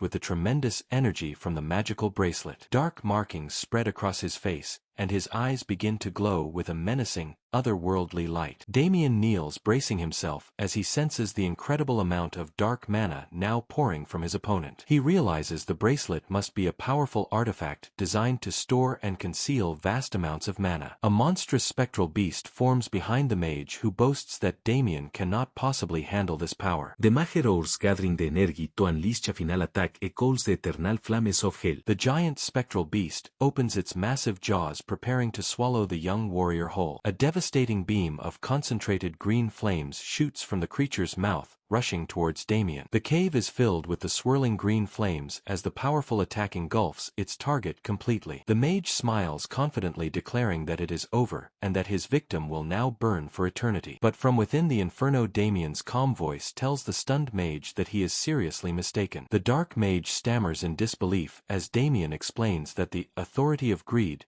doesn't repel flames. Damien stands calmly amidst the swirling green inferno, completely unharmed by the powerful attack. The eternal flames swirl around him, but instead of burning him, they are drawn towards the young warrior. With his eyes glowing purple, he reveals that his power simply absorbs all dark mana entirely. The mage screams in terror, unable to comprehend how this boy possesses such an overwhelming authority. Damien dismisses his question, telling him to just think of it as having better gear as he takes a stance. Internally, Finally he grits his teeth, disgusted at having to use the power granted by the one he hates most. But he knows that to defeat this opponent he must now use the techniques of the Death Knight. The mage sees an aura blade form around the sword, a technique only sword masters can use, and panics. Damien tightens his grip on his practiced sword, channeling his immense power into the blade. He unleashes his ultimate attack, the devastatingly powerful Severance Blade technique. The Dark Mage stares up in absolute horror as the massive blade of pure energy descends upon him. The attack connects, engulfing the mage in a brilliant explosion of blinding blue light. His body cracks and shatters under the immense force, unable to withstand the overwhelming power. The cave is left in ruins as the mage is completely obliterated, leaving nothing behind but dust. The cave walls crumble as Damien's powerful attack subsides, leaving only dust and debris in its wake. Amidst the rubble, the defeated Dark Mage lies on the ground, coughing weakly from the devastating impact. Damien approaches him, placing the tip of his sword at the man's throat, offering a less painful end for information. He coldly demands to know the location of the Black Snake's hideout, his eyes glowing intensely in the shadows. Sometime later a carriage travels across a bridge heading towards the bustling commercial city of Landwalk. Inside, his servant Victor asks why they are returning. Damien simply reads a sinister-looking book without answering. The young master tells his loyal servant Victor to follow quietly if he has truly decided to serve him. The servant then asks what book his master is reading, so intently gesturing towards the creepy-looking tome. Damien reveals it is a black magic book he acquired recently after killing that dark wizard. Victor dismisses it as another joke, thinking he knows how dangerous and difficult it is to obtain such a book. But then the servant notices a strange purple scent wafting from the book his master holds. Soon after, their carriage passes through the city gates under a clear and sunny sky. They finally arrive at their destination, and Damien steps out into the busy streets of Landwalk. He hands Victor a heavy stained sack, giving him a new task. The servant asks what is inside. Damien calmly replies that it is a human head, leaving his young servant completely speechless and horrified. Victor peers into the sack, his face pale with horror. He tries to tell his master that this kind of joke is not funny. The young servant's eyes are wide with terror as he confirms the gruesome contents of the stained bag. Without another word, Damien takes the sack back from his servant and slings it casually over his shoulder. As Victor stammers in shock, his master calmly puts a finger to his lips, telling him to be quiet. He tells his servant he will explain everything later. For now, there is something important he needs to do. The young master hands him both the sinister book and the bag, instructing him to deliver them to a specific place. He adds that this will prevent any trouble later, which only makes his horrified servant even more terrified. The place he must go is a tall, imposing tower in the middle of the city, the Black Snake Gang's headquarters. As he approaches the front of the tower, two tough-looking guards step forward to block his path. He scoffs at the gangsters for living the good life. One of them steps forward, demanding to know who he is. With a steady and confident gaze, he introduces himself as Damien Haxon of the Haxon Viscountcy. The guards mock his name, wondering why this stranger is foolishly announcing his full identity to them. But then the man with the eye patch realizes this must be the young man his boss was talking about earlier. Damien crosses his arms, stating he has business with their boss, and telling them to quietly step aside. To his surprise, the guards simply step aside and allow him to pass, which he finds unexpectedly reasonable. But as Damien starts to walk past, the guard with the eye patch raises a gun and cocks the hammer. He fires a signal flare high into the sky, its bright red light shooting upwards with a loud crack. The young master looks up at the sky, his expression hardening as he understands the guard's intentions. His opponent grins mockingly, asking if Damien really thought he was going to just let him pass. On a nearby rooftop, two cloaked figures watch the scene unfold, wondering what the young man did. The red glow from the flare washes over the area as more gangsters begin to converge on the scene. Damien's eyes narrow as he realizes there is more to this welcome than he initially thought. He is quickly surrounded by armed men, a special welcoming gift prepared for him by the gang's boss. A confident smirk plays on the young man's lips, completely unfazed by the overwhelming numbers. He looks at the crowd of gangsters, warning them that they are all going to regret their actions today. Meanwhile, inside a lavish room, the corrupt governor of Landwalk wears an ornate golden mask. Sebastian Baker raises a toast to Boss Cedric, celebrating his luxurious lifestyle with 2 women. Nearby, the city's guardian knight Robert calls out for another drink, looking quite intoxicated. The governor sits at a large dining table with the knight and the Black Snake's boss enjoying a feast. He casually suggests that Boss Cedric's gang should take over all the other businesses in the city. Boss Cedric raises his cup, agreeing the Black Snake should manage the city, but he worries about opposition. The governor boasts that he can easily suppress any dissent with his authority, holding his cup arrogantly. The drunken knight Robert pretends to feel bad about not helping Cedric, praises him for just protecting the city. The gang leader continues his flattery, telling the knight not to be so self-deprecating about his important job. The guardian knight grins, clearly flustered and pleased by the compliments he is receiving. The men toast and Robert offers his help if needed. The governor thanks them both for their support. Internally, Boss Cedric thinks that his time bowing his head to these men will not last much longer. He imagines his gang taking over, making these 2 corrupt officials bow to him instead with a wicked grin. Suddenly, one of his men bursts into the room calling for the boss and startling the 3 corrupt men. Cedric asks what the matter is, annoyed at being interrupted while he has guests. The man apologizes. He tells his subordinate to spit it out, and the 2 of them step out of the room for a private conversation. The gangster leans in and nervously whispers the urgent news into his boss's ear. The man reports that Damien Haxon has arrived at their headquarters, surprising the governor and the knight. The gang leader fumes, wondering what the dark wizard he hired is doing. He is glad he told his men about Damien. He dismisses his subordinate, saying he understands. When asked what to do, Cedric tells him not to worry. The gang leader scoffs, confident that the young man has just walked right into his own grave. But Damien remains unfazed, casually standing his ground before the tower surrounded by armed men. He channels his powerful energy, his eyes glowing with purple light as he lunges forward to attack. An intense determination fills his glowing eyes, ready to unleash his full power on the gangsters. In a flash, he moves through the crowd, sending his opponents flying in every direction with ease. Nearby, the townspeople watch in stunned silence as the young noble easily dispatches the thugs. On a nearby rooftop, 3 mysterious cloaked figures observe the unfolding battle with keen interest. One of the figures notes that the situation is not going as they had planned, their eyes glowing ominously. Back in the tower, the gang's boss looks down from his balcony, his face filled with shock and disbelief. He had stepped outside to watch the show, but now he can only grunt in frustration at the sight. Below him, all of his men lie defeated on the ground, and he wonders how this could have possibly happened. The young warrior stands over the last fallen gangster, having single-handedly defeated the entire mob. He turns to his subordinate, frantically asking for confirmation that this is Damien. The man confirms it is. The gang leader mutters to himself, remembering he had only heard rumors of a weak noble brat. He grimaces, a dreadful thought crossing his mind that the dark mage he hired was also taken down by this boy. The boss panics and runs back inside the tower, shouting that he needs to call for reinforcements. At that moment, one of the mysterious cloaked figures from the rooftop points a strange weapon at Damien. The leader of the group notes that Damien is a monstrous opponent and challenges him to block his next attack. He summons a large swirling orb of fire, channeling immense magical energy into the powerful spell. The cloaked mage then launches the fiery projectile, sending a massive fireball hurtling towards the young man. Damien stands his ground, bracing himself with his sword as the enormous ball of fire rushes towards him. The mage laughs, calling him an idiot for attempting to block flames with nothing but a simple sword. But as the fire approaches, Damien's blade begins to glow, preparing to meet the magical attack head-on. He swings his sword in a wide arc, unleashing his secret technique called flow dispersal. The technique creates a powerful whirlwind, completely dissipating the massive fireball, much to the mage's shock. With his attack neutralized, the magical energy explodes harmlessly in the air, leaving the mage stunned. Damien stands amidst the scorched earth, having effortlessly defeated the 3 mysterious mages. He turns his attention back to the tower, ready to finally confront the Black Snake's boss. But just as he is about to move, a sudden presence from behind puts him on high alert. He dodges just in time as the drunken knight Robert brings a heavy mace crashing down where he just stood. Damien lands nimbly on the ground, bracing himself against the powerful impact of the knight's attack. He feels an intense aura from his opponent, a power so strong that it almost stings his skin. The young man realizes the knight is on a completely different level than the thugs he fought before. He identifies his new opponent as a certified knight, a rookie but still a formidable warrior. The townspeople watch in fear and confusion as the situation continues to escalate in the middle of the city. Damien then notices a group of city guards have arrived now, surrounding him along with the knight. He understands that this must mean something bigger is at play than just a simple gang dispute. The governor of Landwalk, Sebastian Baker, emerges from the tower furious at the scene before him. He arrives with boss Cedric and the knight, declaring he will punish the one responsible for the chaos. Damien calmly asks the governor why he should be punished, feigning ignorance of any wrongdoing. The governor is enraged by his audacity, calling him a shameless scoundrel for the mess he has created. He accuses the young man of attacking a good businessman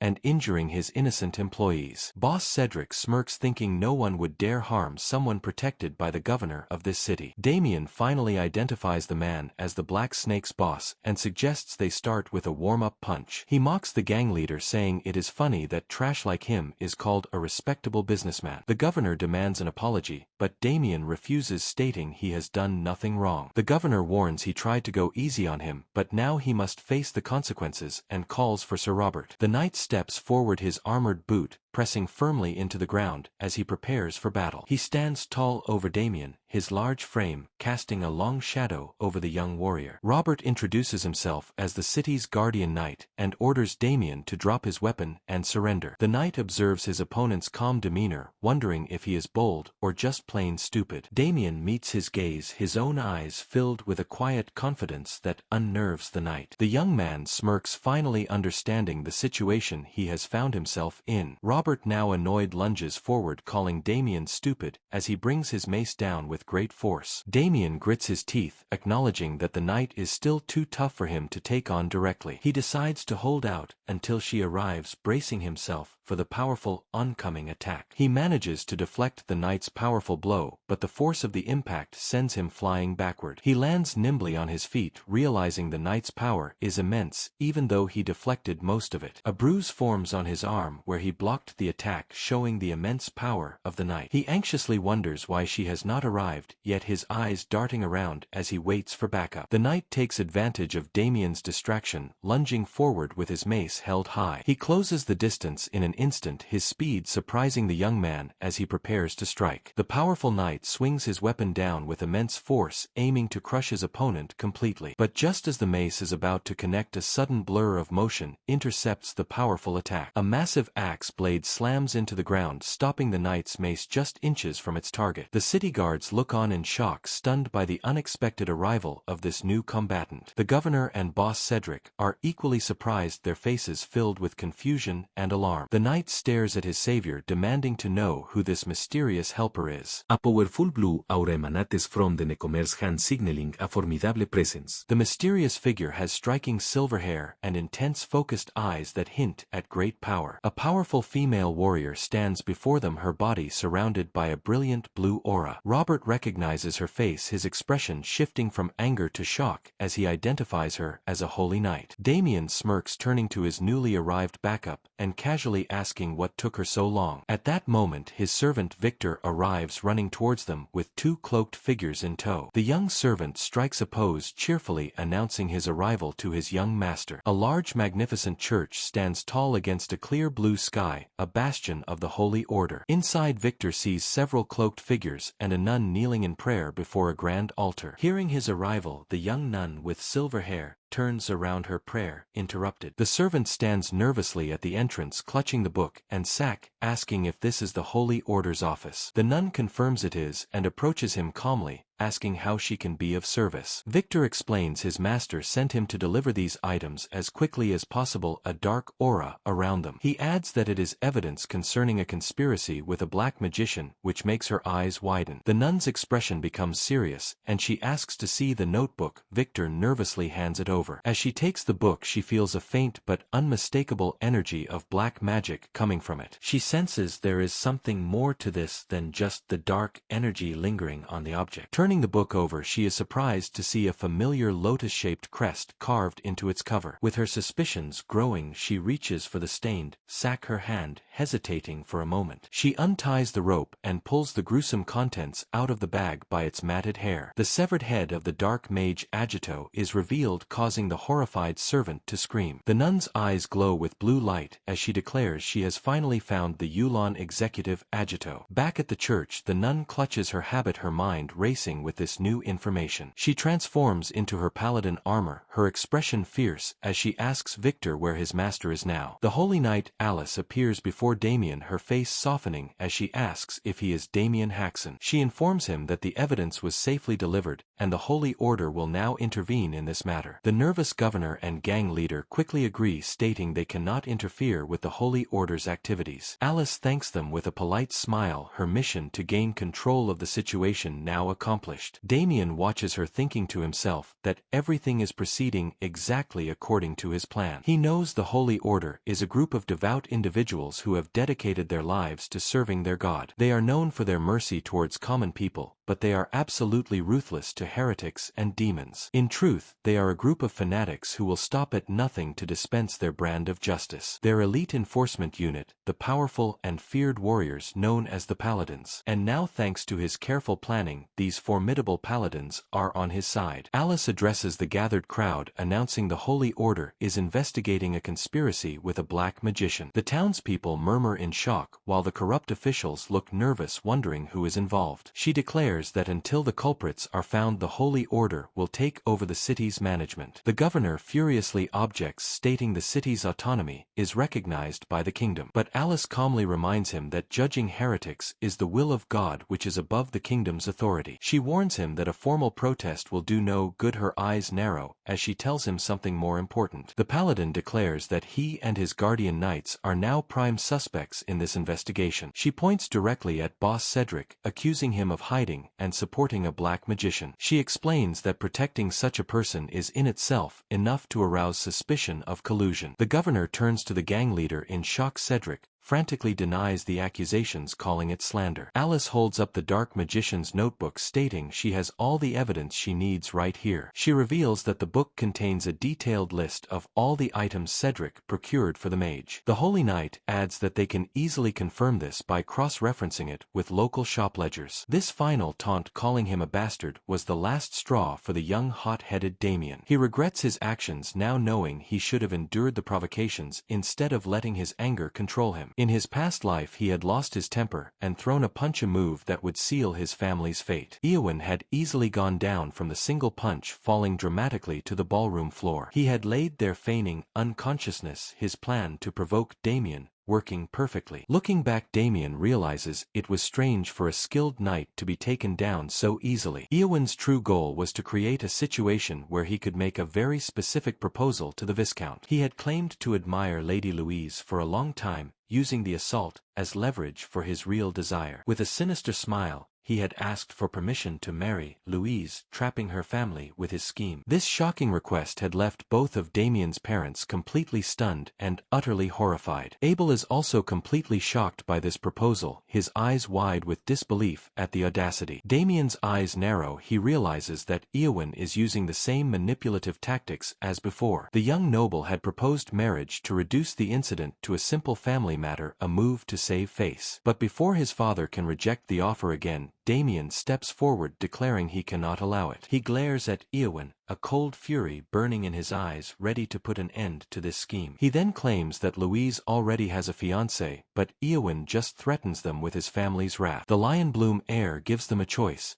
pay the price for the insult, or accept his marriage proposal. He leans forward, his expression intense, as he pressures them to choose him and his powerful family. The Viscount knows he can't give his daughter to such an infamous scoundrel, but their family's power is too great to defy. As he struggles with the impossible choice, a calm voice suddenly says, "All right." Everyone turns to see Louise standing in the doorway, along with her two brothers, looking resolved. With a steady voice she announces that she will accept the proposal, stunning everyone in the room. Her father screams her name in protest, unable to believe she would sacrifice herself like this. Abel also objects, arguing that she shouldn't have to take responsibility for Damien's actions. Damien looks at his sister, his heart aching as he watches her prepare to sacrifice her happiness for their family. With a gentle smile she tells her family she's fine and will follow Sir Eowyn, but Damien knows the truth. Eowyn smirks triumphantly, believing he has won, and his scheme is a complete success. He stands up praising Louise for her wise decision, and preparing to leave with his prize. As he walks away, he tells her they can discuss the specifics later, completely confident in his victory. But Damien suddenly steps in front of him, his eyes burning with a cold, silent rage. Eowyn taunts him, asking if he has something to say, and mockingly calling him brother-in-law. Louise watches with concern, calling out Damien's name as he mutters something under his breath. The Lion Bloom heir leans in, pretending he can't hear what Damien said, his smug expression unwavering. In his past life, Damien had endured this humiliation, forcing himself to take the punch for his family's sake. At that moment he had swallowed his pride, letting Eowyn get away with everything to protect his sister. But now in this new life things were going to be different. He had endured enough. With a furious roar, Damien unleashes a powerful punch, sending the arrogant noble flying across the room. He declares that he said no, and that he simply can't take this injustice anymore. The youth lands gracefully, his knuckles bruised but his spirit unbroken, ready for what comes next. Just then a servant announces the arrival of Lady Louise and Sir Erwin's carriage, and Damien's heart leaps with joy. He peeks through the door, a happy smile on his face, as he thinks about how much he has truly missed his sister. But his joy quickly fades as his expression hardens, replaced by the shadow of a dark and painful memory. The arrogant noble had taunted her, calling her family bug-like for selling her off to him. He had then shoved her to the floor, leaving her crying and helpless before him. With a twisted smile, Eowyn had threatened to train her properly, so she would never speak out of turn again. At that moment Damien's fists had clenched in pure powerless rage at the sight of his sister's abuse. The cruel noble had then turned, his shadow looming over Louise as he prepared to strike her. Damien remembers the utter shock that had frozen him in place, unable to move or speak. In his past he had slumped to the floor, crushed by the guilt of knowing his actions led to his sister being taken away. Back in the present, his eyes glow with a furious light as he glares at the man responsible, Eowyn Lion Bloom. An internal vow of vengeance echoes in his mind.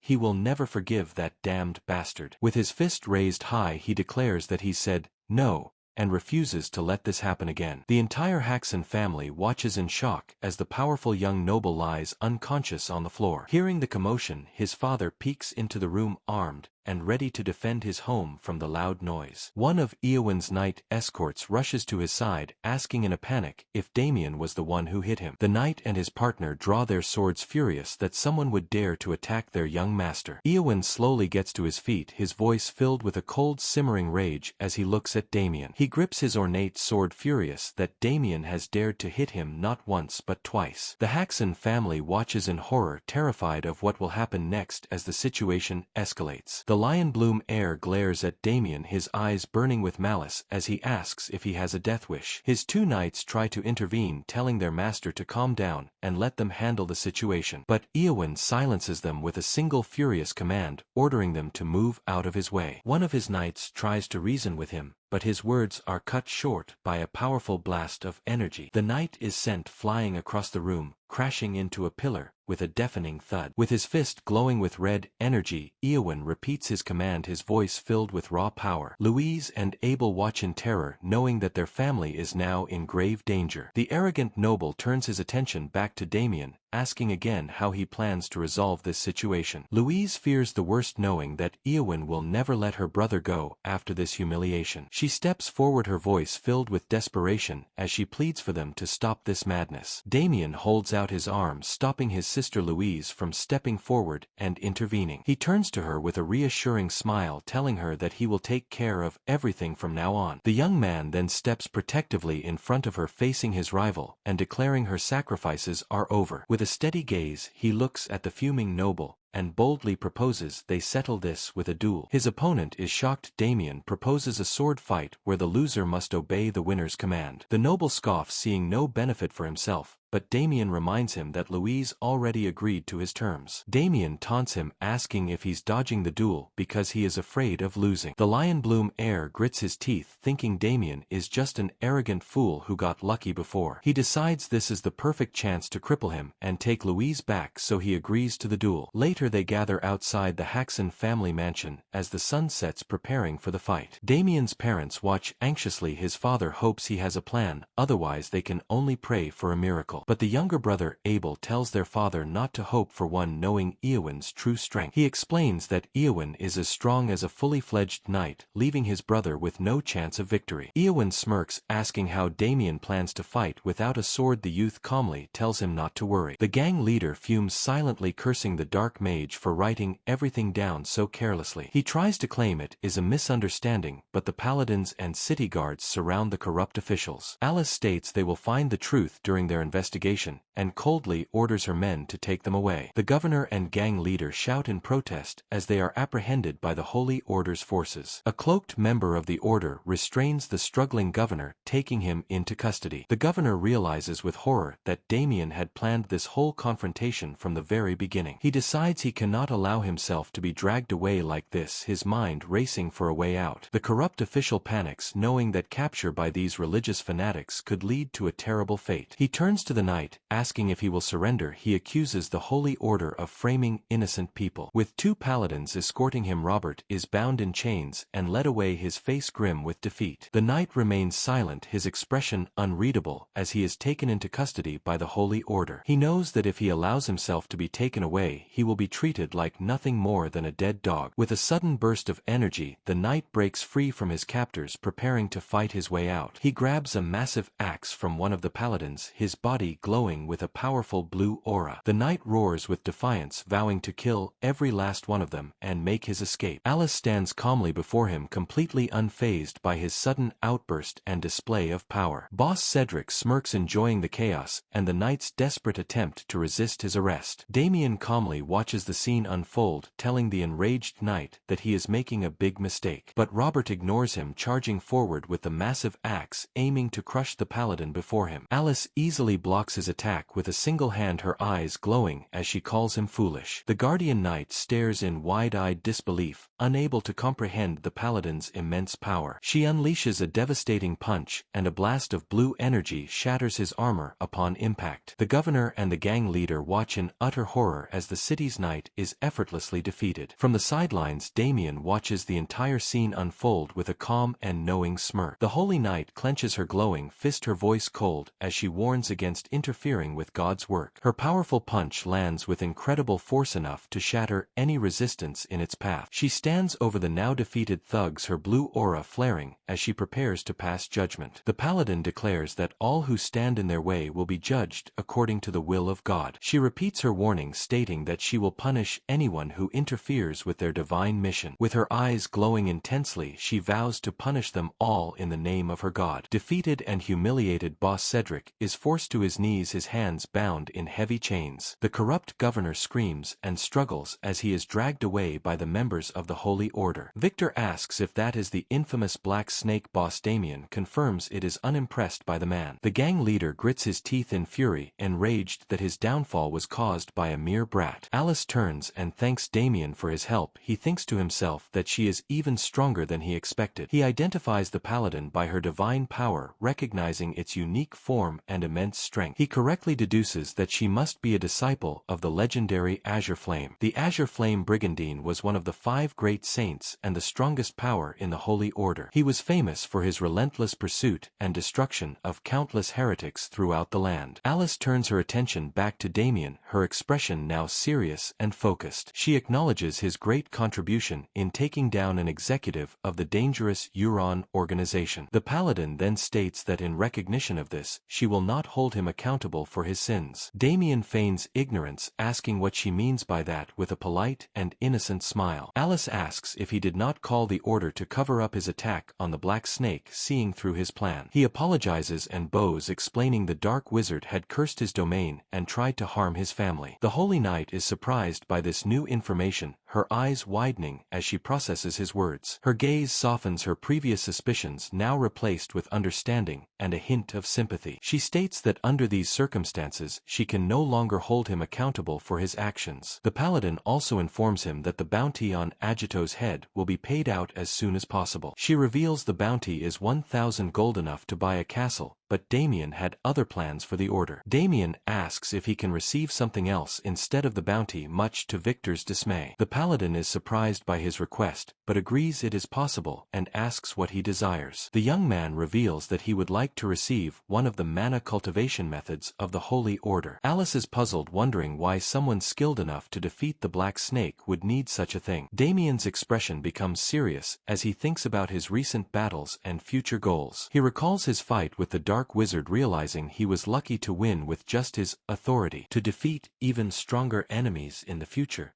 he knows he needs to become more powerful. He remembers the difficult battles of his past life and his desire to ascend to a higher plane of existence. To achieve this, he absolutely needs a proper mana cultivation method, unlike the one from his mercenary days. A cultivation method of a much higher level than the basic training he received in his past. He explains that he has only learned a basic method and is asking for a higher level one. Alice is shocked, her eyes widening as she realizes his talent must be astounding to reach this level on his own. She thinks about his decisiveness in cutting down a heretic, a quality highly valued by the Holy Order. An idea forms in her mind, and she suggests a better way for him to achieve his goal. Damien is intrigued by her offer, wondering what this better way could possibly be. The paladin Alice offers Damien the chance to become a holy knight, her hand extended in invitation. The young man stares at her offer, his expression unreadable as his servant Victor watches nervously. He bluntly tells her that he is not interested, much to the paladin's dramatic disappointment. Alice is shocked by his refusal, while Victor quietly scolds his master for turning down such a strong ally. She passionately explains that being a holy knight is a glorious position, a great honor from their god. He thinks about how he has never had any faith, and how difficult the position is to obtain. Most importantly, he does not want to live his life as the Order's hunting dog, so he decides to make an excuse. He clears his throat, preparing to deliver a carefully crafted and pious-sounding response. He claims he is lacking in God's love, placing a hand on his chest in a show of false humility. He declares his wish to wander the world as a simple believer, feigning a holy aura with angelic wings. The paladin hesitates for a moment, her expression unreadable as she considers his words. To his surprise, she is moved by his holy words, her eyes sparkling with admiration. She agrees to provide the mana cultivation method and offers to greet him personally if he ever changes his mind. Damien politely agrees, but internally he knows that he will never be joining the Holy Order. She introduces herself as Agnes, the first disciple of the legendary Azure Flame. He correctly guesses her identity and politely tells Lady Agnes that it was an honor to meet her. He then asks for her permission to finish his business. She agrees, but asks what he is referring to. The young man turns his attention back to the defeated gang leader still kneeling on the ground. Damien grabs the man by his collar and lifts him up, causing the boss to shout curses at him in a rage. But before he can finish his sentence, Damien lands a powerful punch right in the gangster's face. The gang leader collapses to the ground, twitching in pain. Damien comments on how soft his fat stomach is. The enraged gangster tries to curse him again, but Damien follows up with another swift kick to the face. The force of the blow sends the man's head snapping back, the impact echoing through the town square. He is sent flying backward and crashes onto the ground with a loud thud, screaming in agony. After letting out his frustration, Damien takes a deep breath, a sense of relief washing over him. A blue aura glows on his chest as he says he feels a little better now that the thug is taken care of. His servant Victor quietly approaches, asking if everything is finally over now. Damien turns to his loyal servant with a calm and reassuring smile, his eyes gentle. He simply agrees, though his non-committal tone suggests there might be more trouble ahead. Meanwhile, at the grand and opulent estate of the Lionbloom Marquisate, a new conflict is brewing. The Marquis of the Apple Kingdom, Roland Lionbloom, bursts into his son's room shouting his name in a rage. He finds Eowyn trembling under the covers with the family's butler standing nervously nearby. The young man peeks out from under the blankets, his eyes wide with fear as he sees his enraged father. The Marquis strides purposefully towards his son's bed, his heavy footsteps echoing in the opulent room. He grabs his son by the collar, lifting him up and demanding to know what has happened to him. Eowyn stammers that the boy tried to kill him, putting a fork to his neck, his voice filled with terror. The Marquis stares at his terrified son, demanding to know what happened and who dared to do this to him. He turns to one of the knights who accompanied his son, demanding that he tell him everything immediately. The knight nervously reveals that it was Damien of the Haxon barony, enraging the Marquis even further. A collection of priceless vases sits on a nearby cabinet, a symbol of the family's immense wealth. But in his fury, the Marquis sweeps them all off the cabinet, sending them crashing to the floor. He fumes that a mere Haxan dared to do this to his son, assuming he must have used a cowardly trick. His jaw clenches with rage, his voice low and menacing as he gives a new order to his men. He commands them to go to the barony immediately and drag that boy back here like a dog. A short time later a man arrives at the Haxan estate, politely announcing his greetings to the Baron. Agnes arrives at the Haxan estate with 2 cloaked members of the Holy Order in tow. Damien's parents welcome them, nervously intimidated by the presence of the powerful paladin. The Baron is furious that his son not only caused trouble, but also brought religious zealots into their home. Agnes explains that they will be staying for a while to conduct their investigation of heretics. The Baron offers them a room and a small token of their sincerity, a bag of gold to show his cooperation. The paladin thanks Damien for allowing the investigation team to conduct their activities in his domain. She then asks if she can look into something else, much to Damien's surprise and confusion. The young man is taken aback, wondering what other business she could possibly have with him. With a bright and cheerful smile, Agnes declares her intention to begin evangelizing to the family. His parents are stunned into silence, completely frozen by the paladin's unexpected announcement. The Baron's wife whispers to her husband, wondering how they are supposed to investigate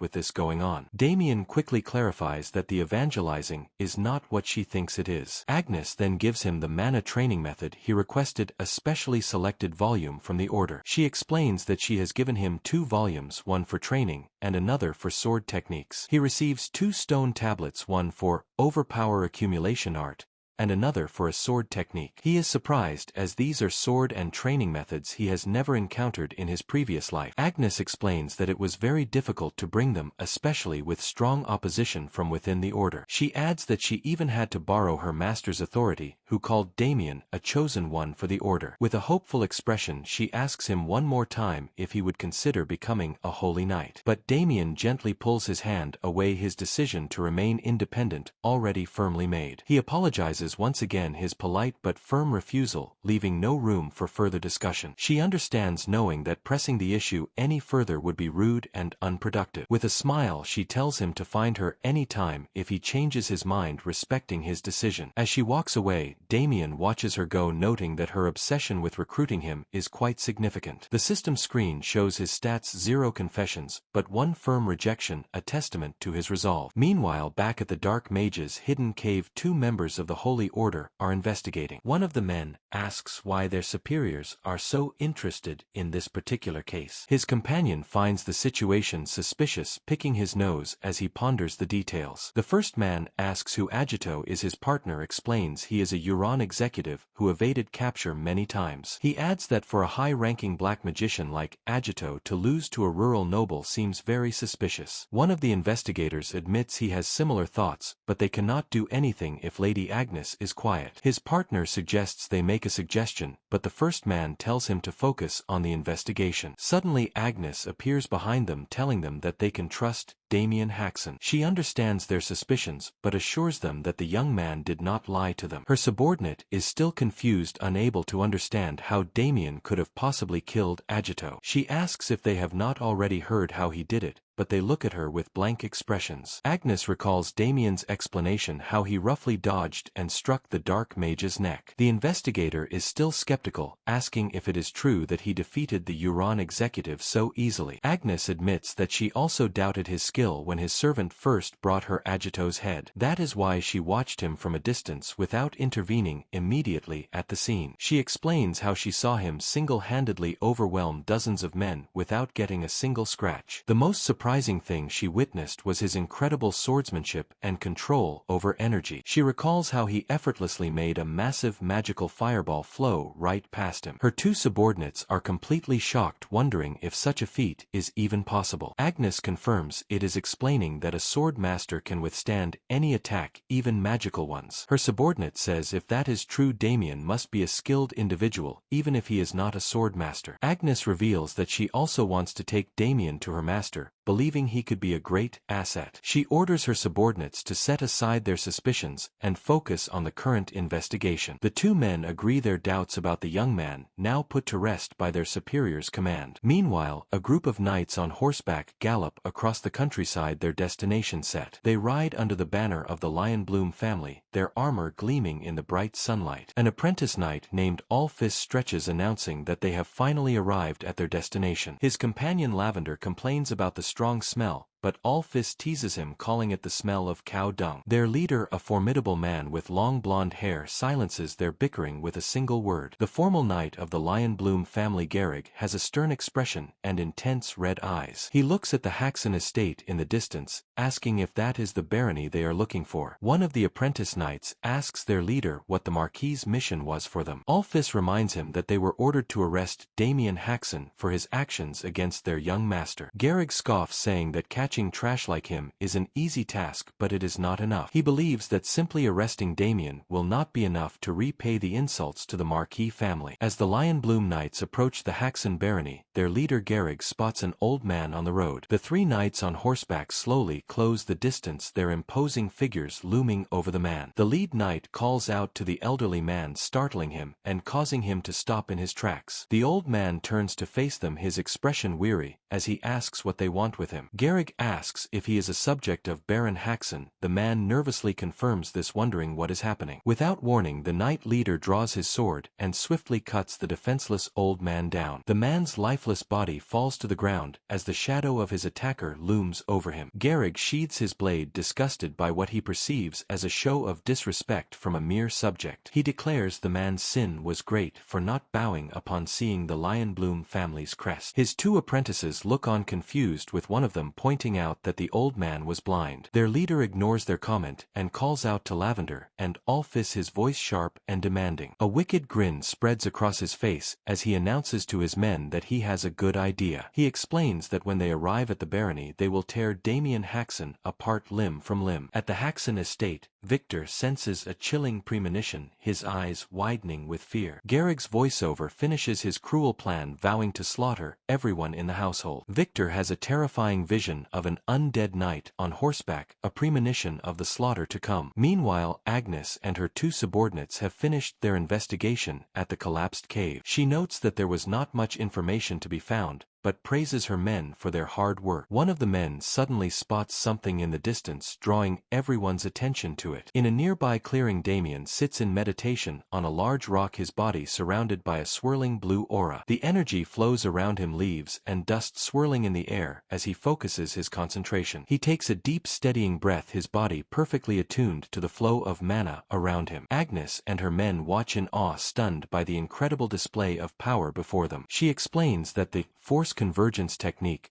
she gave him gathers and absorbs surrounding mana. This method allows the user to cultivate energy and increase their power by drawing from their environment. But she wonders if it is even possible for someone to master it in just a few short hours. Damien lets out a slow breath, his meditation complete as the swirling blue aura dissipates. He turns to see Agnes and her men watching him, their expressions filled with admiration and awe. He approaches them and asks if their investigation is complete. Agnes confirms that it is. She congratulates him on his great accomplishment. He humbly replies that it was just a small one. He is pleased with the new cultivation method, as it is far more useful than any swordsmanship technique. The force convergence technique was created to compensate for the Periok Chikijum sword style's high mana cost. The two of them stand in comfortable silence for a moment, an unspoken understanding passing between them. Agnes notes that it is already dinner time and suggests they head back together, but her words are cut short. Damien suddenly senses a powerful killing intent approaching, his eyes narrowing in alarm. He calmly informs her that the vermin have arrived, his expression hardening with determination. He tells her something urgent has come up and that he must go on ahead, asking her to take her time. Without another word, he bursts forward with incredible speed, leaving the paladin and her men behind. Agnes watches him go, stunned by his incredible speed and the precision of his movements. She wonders how he can move so quickly with such a small amount of mana, deducing his precise control. She is left to wonder about the true extent of his power and what his limits might be. Meanwhile, Damien rushes through the forest, his body glowing with a powerful blue aura. Agnes's voiceover questions just how powerful this mysterious young man truly is. At the Haxon estate, one of the Lion Bloom Knights punches Victor in the stomach, knocking the wind out of him. The young servant grunts in pain as the powerful blow sends him stumbling backward. The knight stands over the fallen servant, a cruel smirk on his face as he enjoys the boy's pain. He furiously kicks Victor, demanding to know why he is not bringing Damien to them as ordered. Despite the pain, the loyal servant shouts that he will not betray his young master to these thugs. Just then Baron Haxon arrives, shouting for the knights to stop their assault on his servant. The apprentice knight turns to face the approaching baron, his expression filled with annoyance. He stands his ground, his hand resting on the hilt of his sword, ready for a confrontation. The baron glares at him, his eyes filled with rage as he confirms that he is indeed Viscount Haxon. He rushes to Victor's side, asking if he is all right as he cradles the injured boy in his arms. He demands to know what is happening, enraged that knights would assault a defenseless commoner. The knight leader Garrig scoffs, stating that this is nothing compared to what the Haxon family did. He stares down at the baron, his voice cold and menacing as he justifies his cruel actions. He formally introduces himself and states that the Marquis Lion Bloom wants Damien Haxon. The baron clenches his jaw, furious at the barbaric actions of the Lion Bloom Knights. Garrig smirks, his eyes glowing with red light, revealing that his promise to not bring harm is a lie. He plans to turn the entire estate into a sea of fire once they hand over their son. Baron Haxon grits his teeth, his expression filled with a defiant and protective rage. He declares that he will not hand over his son, his voice firm and unwavering in the face of the knights. The knight leader asks if he is sure he will not regret that decision. The baron confirms without hesitation. Garrig scoffs and orders his men to destroy everything until Damien comes out of the house. The baron shouts at them to stop, his voice filled with fury at their blatant disrespect and aggression. He wonders if these damn insects have gone completely mad, unable to believe their audacity. But just as the knights are about to attack, a dark figure appears, surrounded by a swirling purple aura. The Lion Bloom Knights are startled by the sudden appearance of this mysterious individual. One of the knights nervously asks who this newcomer is, his hand tightening on the hilt of his sword. Suddenly, the knight leader finds himself unable to move, his body frozen by an unseen force. He stares in shock, realizing that his body is completely paralyzed and he cannot move a muscle. Damien kneels beside his father, asking if he is alright. The baron says he is fine but worries about Victor. The young man looks down at his injured servant, his expression hardening with a cold, simmering rage. He turns to the knights, asking if they have often been told that they are lucky individuals. He explains that if Victor did not have such a sturdy body, he would have died from their assault. Garrig scoffs, calling Damien a madman for fearlessly challenging the Marquis' house. The young man's eyes narrow, his expression cold as he hears the knight's taunts. The knight leader orders his men to shatter Damien's leg bones and make him kneel before him. Damien calmly raises his sword, preparing to block the incoming attack from the two apprentice knights. He effortlessly parries their synchronized attack, his timing perfect as he meets their blades. The young man thinks to himself that he was just wanting to try out his new mana convergence technique. He unleashes a powerful punch, sending one of the knights screaming in pain as his fist connects. The force of the blow sends the knight stumbling backward, his armor cracking under the impact. Seeing his companion defeated the other apprentice knight, Alphys watches in shock and disbelief. Before he can react, Damien is upon him, his expression cold and his fist ready to strike. He lands a powerful kick, sending the second knight flying backward with a sickening crunch. Damien decides to use his new power to his heart's content, ready to take on the knight leader. Garrig watches in stunned silence, unable to believe what he is seeing as his men are defeated. Victor, still injured on the ground, weakly calls out to his young master, his voice filled with awe. Damien stands over the fallen knights, asking his loyal servant if he is okay after the assault. The young servant gives his master a thumbs up, a grin on his bruised but happy face. Damien looks down at him, a faint smile playing on his lips as he sees his servant's unwavering loyalty. He finds this whole situation quite interesting, a smirk on his face as he assesses his opponent. Garrig takes a step forward, his armored boot pressing firmly into the ground as he prepares to fight. He states that their young master Eowyn could not have been defeated without some cowardly trick. The knight leader cannot understand how a scoundrel from a lowly barony could possess such skill. Damien simply stands before him calmly, telling him that he does not need to know the answer. A sudden realization dawns on Garrick's face, his eyes widening as a new thought enters his mind. The pieces of the puzzle begin to fall into place, and he finally understands what is happening. He looks up at the sky, a triumphant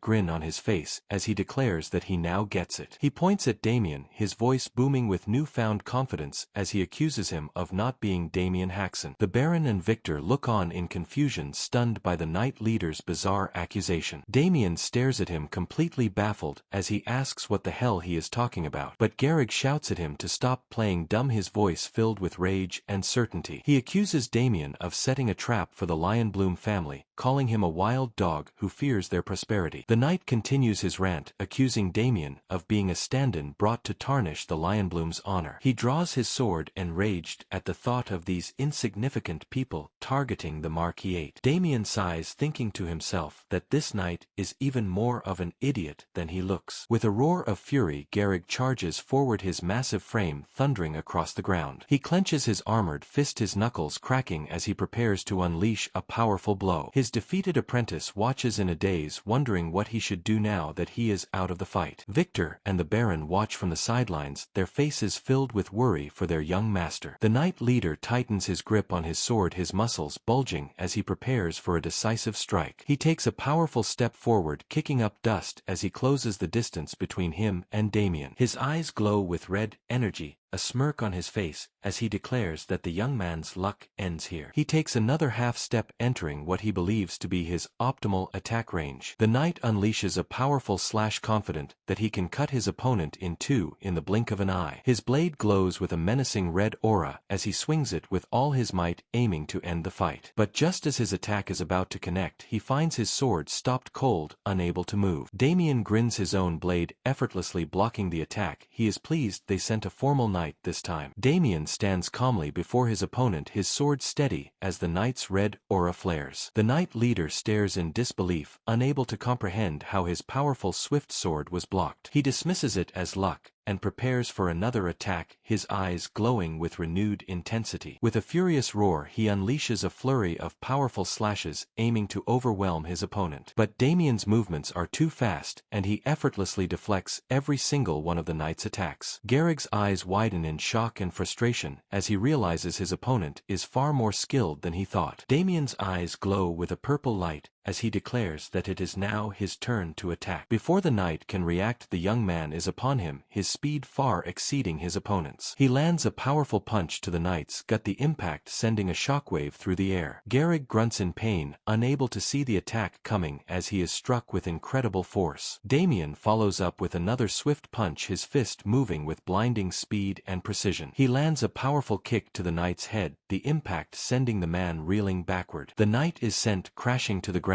his body tumbling through the air from the force of the blow. He lands hard on the ground, his armor clattering as he struggles to get back to his feet. Damien stands over him, his expression cold as he states that the beatdown was for his servant Victor. The defeated knight struggles to his feet, his body trembling with a mixture of rage and disbelief. With a furious roar, he charges forward, his sword held high as he prepares for a final desperate attack. Damien watches him approach, his expression calm and his eyes narrowed with focus. The knight unleashes his secret technique, the swift lion's majestic sword, a powerful move of his family. He sends a flurry of red energy claws hurtling towards Damien, but the young man simply calls it flashy. He declares the attack pointless, his confidence unwavering as he prepares to counter. With a single precise thrust, Damien's blade pierces through the center of the oncoming energy claws. The knight's ultimate attack is shattered, the red energy dissipating into nothingness. Damien's sword continues its path, striking the knight's armor with a resounding clang. The knight is sent flying backward, his body tumbling through the air from the force of the blow. He screams in agony as he is thrown through the air, completely completely overwhelmed by his opponent's power. Damien follows up with another powerful punch, his fist crashing into the knight's chest. The Baron and Victor watch from the sidelines, their expressions filled with a mixture of shock and awe. The young servant's eyes are wide with excitement, a triumphant grin on his face as he realizes his master won. Damien watches as the defeated knight screams in pain, his expression cold and his victory complete. The defeated knight clutches his bleeding arm, shouting in pain and demanding someone to stop the bleeding. Damien places the tip of his sword at the man's throat, his expression cold and unyielding. The knight pleads for his life, admitting defeat and begging for mercy from his powerful opponent. But Damien reminds him that he should have begged sooner, his tone mocking and his patience thin. He lists the knight's crimes from threatening his family to injuring his servant and asks if he still wants mercy. Garrig quickly apologizes, his voice filled with fear. Damien points his sword at him, his gaze sharp. He tells the knight he is confused about who he should be apologizing to, a smirk on his face. Damien walks away, leaving the confused knight on the ground, wondering what he means. Victor and the Baron appear, their eyes glowing red as they loom over the terrified knight with clubs. The three defeated Lion Bloom knights are forced to kneel, their faces bruised and their spirits broken. Victor asks his master if he is satisfied, or if he should beat the knight a little more. Damien considers slicing off a limb or two, which makes the terrified knight squeal in fear. But just as he is about to act, his father places a hand on his shoulder, telling him that is enough. The knight immediately begins to apologize to the Baron, his voice filled with desperation and fear. The Baron stares down at him, asking if a single apology is enough for what he has done. He reminds the knight that if not for his son's strength, his territory would be destroyed and his son tortured. The knight bows his head to the ground, repeatedly begging for mercy from the enraged Baron. Baron Haxon stares down at him, his expression unreadable as he considers the knight's plea. He turns to his son, his eyes filled with a mixture of pride and concern for the path he has chosen. The young man holds his sword, his stance relaxed but his eyes sharp and focused on the situation. He admits to himself that he never planned to kill the knight, as it would ruin relations with the Lionblooms. He knows he could handle the house alone, but for the sake of his family he cannot take that risk. But he also knows that if he sends the knight back like this, revenge will be swift and certain. Just as he is contemplating his next move, a familiar voice calls out his name from a distance. He turns to see Agnes approaching, her expression serious as she asks what is happening. A sudden realization dawns on Damien's face, a new idea forming in his mind as he sees the paladin. He thinks to himself that this unexpected arrival might actually be useful for his plans. Agnes looks at the scene before her, understanding the difficult position Damien is now in. She tells him that if that is his dilemma, she can help him find a solution to this problem. She explains that thanks to the Haxon family, they have succeeded in killing a key officer from Euron. Damien's eyes widen as he realizes the Holy Order can officially designate his family as an allied house. The Baron and Victor understand that this alliance will save their family from the current crisis. Damien shamelessly asks for her help, and Agnes eagerly agrees, clasping his hands in hers. He smirks to himself, his plan to gain the church's protection having succeeded perfectly. He excuses himself from the paladin, and Victor notices a strange twitch in his master's expression. Damien turns to the defeated knight, his voice loud and clear for everyone to hear. He tells him to go tell the Marquis of Ryan Bloom that the Haxon family is now under the church's protection. He warns that if they try to use force again, they will have to deal with the wrath of the church. With his eyes glowing red, he tells the knight to get lost, his voice filled with menace. The terrified Lion Bloom knights flee, with Victor shouting after them that they are lucky today. He watches them run away with their tails between their legs, thinking they can finally relax now. The Baron states that they need to hold a family meeting to figure out what to do next. The heavy curtains are drawn in the meeting room, the atmosphere tense and serious. The family gathers around the table, ready to discuss the future of their house. The Baroness explains that the topic of the meeting is how to handle the feud with the House of Ryan Bloom. Abel asks why they still need to deal with the feud if they have the church's protection. Louise explains that they cannot expect the church to mediate in their noble disputes. The Baron agrees, stating the church does not get involved in such matters, and the Marquis has military power. He knows that if the Lionblooms put their mind to it, they can easily crush a weak, noble family like theirs. Agnes suggests that they can either pay them off or become vassals under another great noble house. She then enters the room, stating that there is one more option available to them. With a theatrical flourish, she suggests that Damien could become a holy knight of the order. Damien is is taken aback by her sudden and dramatic proposal, not expecting this from the paladin. He stares at his family, his expression unreadable, before bluntly stating that he refuses. The Baron understands and accepts his son's decision, even though it means their problems remain. But Abel slams his hands on the table, furious at his brother's refusal to solve their problem. He asks his father why he is accepting this so easily, arguing that it would solve everything. He points at Damien, telling him to quietly become a holy knight. Damien grits his teeth in annoyance. The Baron scolds his younger son for his outburst, telling him to take responsibility for his words. He tells Abel to sit down while they have guests, a menacing purple aura surrounding him as he speaks. Abel sits back down, his expression sullen, as he accepts his father's command. The Baron admits that while Damien caused the conflict, he is not the only one to blame for it. The Baroness adds that the Marquis's second son had his eye on Louise, and would not have given up peacefully. He realizes that Damien actually protected Louise from his advances, something he as a powerless father could not do. He turns to his son, his hand resting on the table, as he prepares to speak to him directly. He places a hand on Damien's shoulder, his voice filled with a mixture of pride and gratitude. He tells his son that he did well today, his expression softening with a rare show of emotion. Damien is surprised by his father's words, not expecting him to see his actions in such a positive light. The Baron states that it was the right thing to do, his voice firm and his decision made. He tells Damien that he will take care of everything from now on, allowing him to be a proper father. The Baron places a reassuring hand on his son's shoulder, his gaze steady and filled with determination. Just then the family butler enters the room, announcing that someone from the Gold Pixie ducal family is here. The butler hesitates for a moment, his expression nervous, as he prepares to deliver the bad news. He reveals that young Master Damien borrowed money from the Gold Pixie family, using their wheat fields as collateral. The Baron stares at his son in shock, his body trembling with a mixture of anger and disbelief. The Baron shouts his son's name, his voice filled with rage, as a demonic figure appears behind him. The scene cuts to the Haxon estate, where the Baron's angry shouts can still be heard. A man with a long braid and a polite smile calmly removes his hat, seemingly unbothered by the commotion. He greets Damien politely, and the young man vaguely remembers meeting him once before. The man introduces himself as Orland Maisai, the Western branch manager of Dash and Cash, a moneylending company. Damien recalls how Orland lured him into the loan with sweet talk and promises of easy credit. He curses his past self for being so foolish as to hand over the land deed for the loan. He asks how much he owes, and Orland casually replies that the gold he borrowed now comes to with interest. Damien is shocked by the outrageous amount, but Orland assures him the amount is correct and offers to show him the contract. He realizes that at this rate his family will be forced out onto the streets, becoming beggars. Orland reminds him that if the debt is not repaid today, the collateral land will become their property. He explains that Duke Goldpixie himself ordered them to recover all debts regardless of social status. He then asks if Damien can pay, his voice laced with a predatory tone as he waits for his answer. With a heavy heart, Damien admits that he could not prepare the money to repay the loan. Orland is surprised by his honest answer, a look of confusion on his face as he processes the words. A sinister grin spreads across Damien's face as he says he understands the situation perfectly. Orland leans back on the couch, his posture relaxed and his expression smug. He scoffs, telling Damien he should not have borrowed the money in the first place if he could not repay it. With a casual flick of his wrist, he dismisses the matter, his tone condescending and arrogant. He states he will have to collect the debt the way he is good at, as two menacing figures appear behind him. He admits he knew from the start that Damien would not be able to pay, and that he truly enjoys this moment. He relishes the sight of arrogant nobles groveling before him,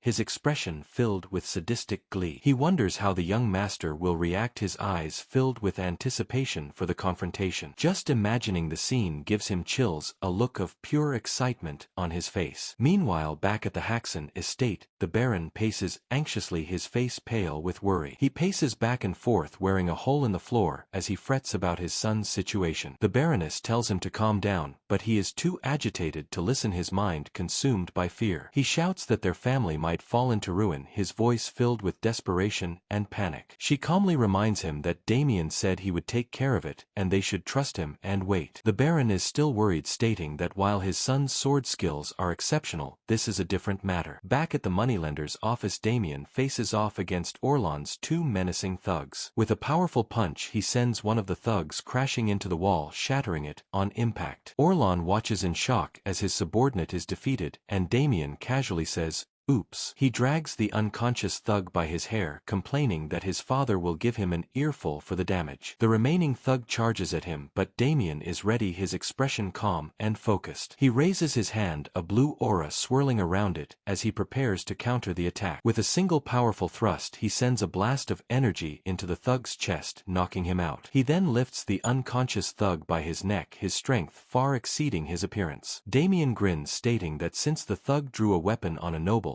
this counts as self-defense. Orlan screams in terror, his face pale with fear, as he watches his two powerful subordinates defeated. The young man slowly approaches the terrified moneylender, his footsteps echoing in the opulent room. He looms over the cowering man, his voice calm, but his presence intimidating. He points out that Orlan's legs are shaking, and the man nervously agrees, his voice trembling. Damien admits he cannot repay the debt right now, and Orlan quickly agrees that it is fine. He then offers to repay the debt in another way, his expression filled with a sinister glee. Orlan nervously agrees, his face pale with fear, as he submits to Damien's will. The next day, the Sunshines brightly over the accent estate a new day dawning. Abel tells his father that he is sad because justice was forced to bow to violence. Damien bids farewell to his family, who wish him a safe trip and a swift return. Abel throws a tantrum, but his father tells him to stop his nonsense and cheer for his brother. The Baron admits that while he had no choice but to accept, he is still worried about Damien's solution. Agnes appears, expressing her regret that Damien is leaving so soon after they have just met. He thanks her for her help, and she replies that it was the least she could do for him. She informs him that their investigation is mostly finished, and they plan to head back tomorrow. The Paladin wishes him a blessed journey, her eyes filled with a mixture of admiration and respect. She tries one last time to convince him to join the order, but he bluntly tells her he will not. With their farewells over, Damien and Victor prepare to depart, their luggage already loaded. They step into the spacious carriage, the door closing behind them with a soft click. They are surprised to find Orlan Maisai already inside, his expression polite and his posture respectful. He assures them that while Lord Damien is away, he will make sure there is no discomfort for his family. Damien praises Orlan's attitude and tells him to keep it up, even ordering lobster for lunch. He then calls for his servant Victor, who eagerly responds to his young master's summons. Victor shouts for the carriage to depart, his voice filled with a newfound sense of confidence. The horses rear up, their hooves clattering on the stone, as they prepare to set off on their journey. The carriage wheels begin to turn, carrying Damien and his servant away from the Haxon estate. Damien turns to his companions with a smirk, announcing that it is time for them to go. Their destination is the estate of Duke Goldpixie, a powerful and influential figure in the kingdom. They arrive at the Duke's mansion, a grand and opulent building rumored to be the wealthiest in the kingdom. Victor calls out to the carriage driver, his voice filled with excitement, as they approach the mansion. Orlan informs them that he has already informed the Duke of their arrival, and they may go right in. He fumes internally, angered by Damien's arrogant behavior, and how he was treated like a dog. Though he wishes him ill, he maintains a polite facade, telling Damien he hopes everything goes well. Damien bids farewell to his servant,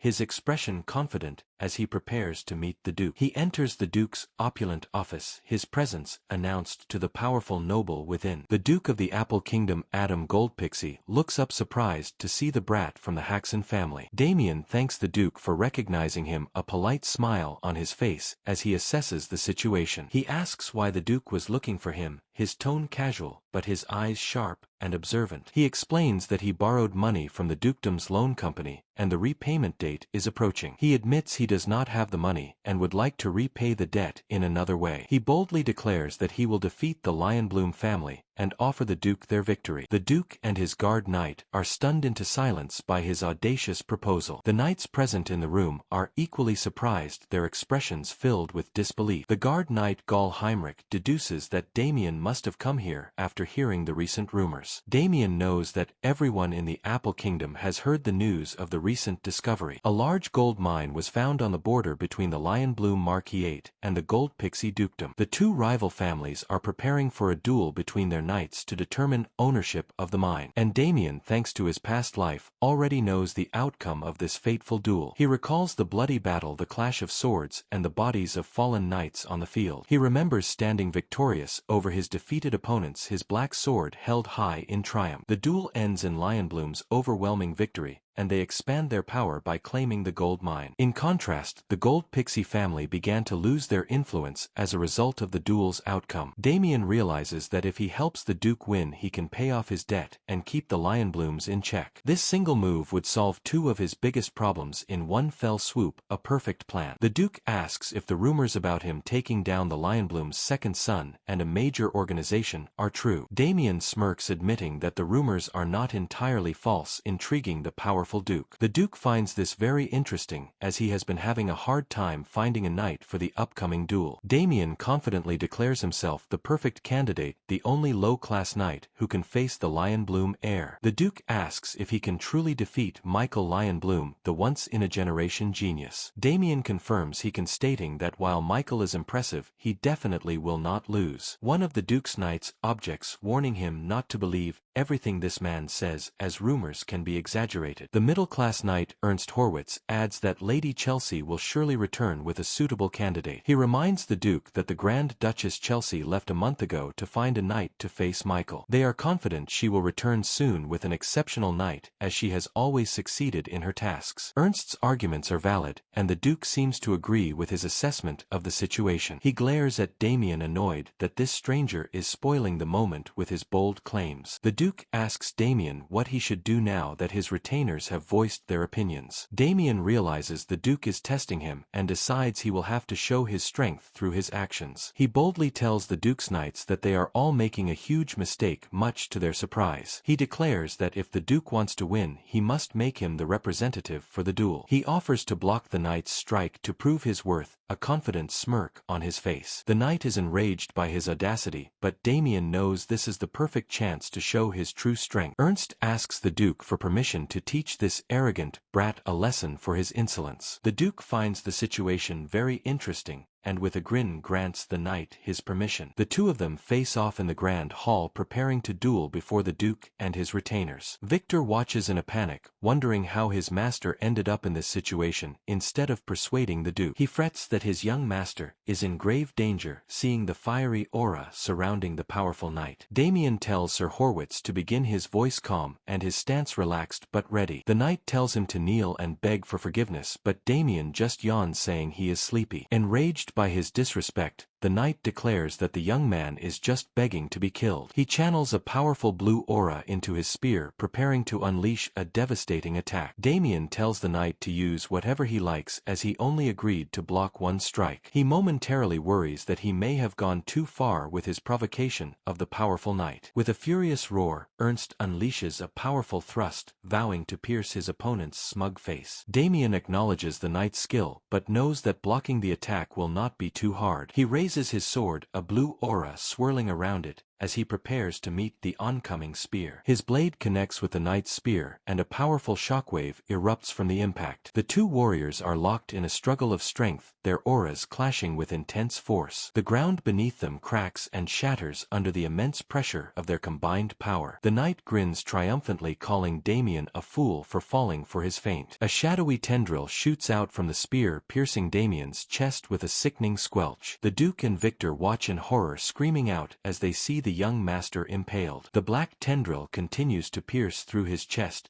a look of shock on the young man's face. The Duke, his guard knight, and Victor are all stunned, unable to believe what they are seeing. But Damien's body remains steady, his foot firmly planted on the ground, despite the grievous wound. He looks down at the wound, his expression unreadable as he assesses the damage from the attack. The knight stares in disbelief, unable to understand how Damien withstood his surprise attack. Damien turns to the Duke, his voice calm and steady as he addresses the powerful noble. With a confident smirk, he asks if the position of representative is his now, as he has proven his worth. Victor rushes to his master's side, his voice filled with concern as he sees the wound on his chest. He asks if his master is okay, but Damien just complains that the boy is hurting him with his tight grip. The Duke claps his hands, impressed by Damien's ability to withstand Horwitz's powerful strike. He admits that while he was doubtful before, he now sees that the young man is the real deal. With a grand gesture, he declares that Damien has proven his strength and will be their representative. Ernst tries to object, but the Duke is not interested in hearing any more of his complaints. He silences the knight with a sharp command, telling him not to ruin his good mood. The defeated knight is left to wonder what just happened, sure that his attack had hit cleanly. He realizes that the Duke is now ignoring him, his skills not enough to overcome the better opponent. Damien smirks, knowing that he is already far beyond the middle class in terms of his true power. But since only low-class knights can participate, he had to fake his level to fool everyone. If he had not used his magic to shield himself in that split second, he could have been in real danger. The Duke stares at Damien, his expression unreadable as he processes the young man's words. He notes that Damien has suffered some internal damage from the fight, and cannot just ignore it. He removes a glowing blue ring from his finger, a magical item with a powerful aura. With a wave of his hand, he opens a subspace portal, much to Damien's surprise. He pulls out a small ornate box from the portal, the air crackling with magical energy. He presents the box to Damien, telling him that it is a gift for his services. Inside are 5 glowing pills, which the Duke explains are balance pills he paid a high price for. He tells him they are excellent for internal injuries, and Damien thanks him for the generous gift. The Duke expresses his anticipation for working with him, a confident smirk on his face. Damien agrees, his own expression filled with a mixture of determination and excitement. The next day the sunshines brightly over the opulent Golpixie estate. Damien stretches his arms, feeling refreshed and ready for a new day of training. He notes that the elixir worked well, his internal injuries almost completely healed overnight. He looks at the impressive array of training tools, realizing the Duke's household is well equipped. He decides that from now on he will use these tools to continue his training and become even stronger. A young man with purple hair approaches Damien, his eyes sharp as he asks if he is Damien. The two of them stand at a distance, their heights surprisingly similar despite their different builds. Damien confirms his identity and asks who the stranger is, his expression calm and collected. The young man introduces himself as Pavel Vermund, a low-class knight of the Duke's house. He then introduces his 2 companions as his sworn brothers, who step forward to join him. The 3 of them declare that they are also dual knights participating in the upcoming match. Pavel tells Damien that he was lucky they were out training yesterday, or they would have dealt with him. He boasts that if they had been there, they would have easily defeated him instead of Sir Horwitz. He reminds him that the duel with Lion Bloom is a matter of honor for the Duke's house. He tells Damien not to interrupt their training, his tone arrogant and his expression condescending. Damien sees this as a perfect opportunity to test the skills of the Duke's knights for himself. He takes a deep breath, preparing to face the 3 sworn brothers in a friendly spar. Pavel unleashes his secret technique, the flag-style immovable king, a powerful defensive stance. His companion follows up with his own move, the Vermilion Bird Ascension, a swift and agile attack. The 2 of them clash with incredible force, their swords ringing as they meet in a flurry of blows. One of the sworn brothers declares this is their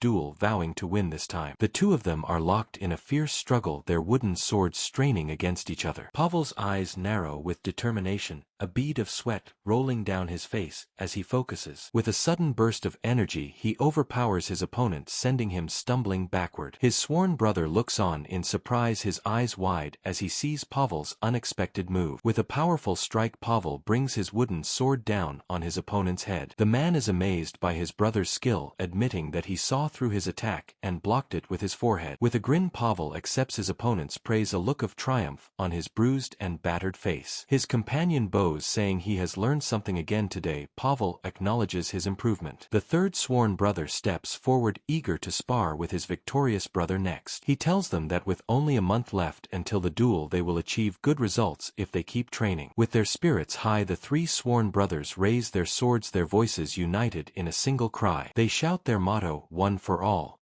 their faces filled with a mixture of determination and excitement. A look of fierce determination is on their faces as they prepare for the upcoming duel. Damien and Victor watch them from the sidelines, their expressions unreadable as they observe the scene. Victor asks his master if something is wrong, his expression filled with concern. Damien tells him that he thinks they are doomed for this duel, his voice filled with despair. He states that he cannot win with these idiots, referring to the three boisterous sworn brothers. The Duke laughs, amused by the display of camaraderie and the supposed lack of dignity. He tells his guard knight that he does not mind, and that he should be honest with his feelings. The scene flashes back to the previous night, revealing a private conversation between the Duke and Damien. Damien politely turns down the Duke's offer to train with his knights, stating he prefers to train alone. This is a bold move, as he is turning down instruction from the renowned Jael Heinrich himself. The Duke finds Damien's audacity amusing, laughing as he calls him an interesting fellow. He then asks his guard knight what he thinks of the young man, his expression curious. The knight admits that Damien is an impressive young man, able to block Horwitz's strike with ease. The Duke asks for his assessment of their chances in the duel, wondering if they can defeat Lion Bloom. The guard knight explains that since 3 duelists participate, Damien's skill alone does not guarantee a win. He adds that the rest of their knights must also perform well, and the Duke asks about their training. The knight assures him that with Sir Sebastian Vincenzo overseeing it, there is no need to worry. Damien watches the 3 sworn brothers, his expression grim as he realizes the situation is worse than expected. He notes that they are all style and no substance, with terrible stamina and a sure path to failure. He lets out a frustrated sigh, his patience wearing thin as he watches their pointless sparring. With a hand to his forehead, he decides he has no choice but to step in and handle this himself. He calls out to the 3 of them, his voice calm, but his presence commanding their attention. He challenges them to a spar, and one of the brothers is offended by his use of the word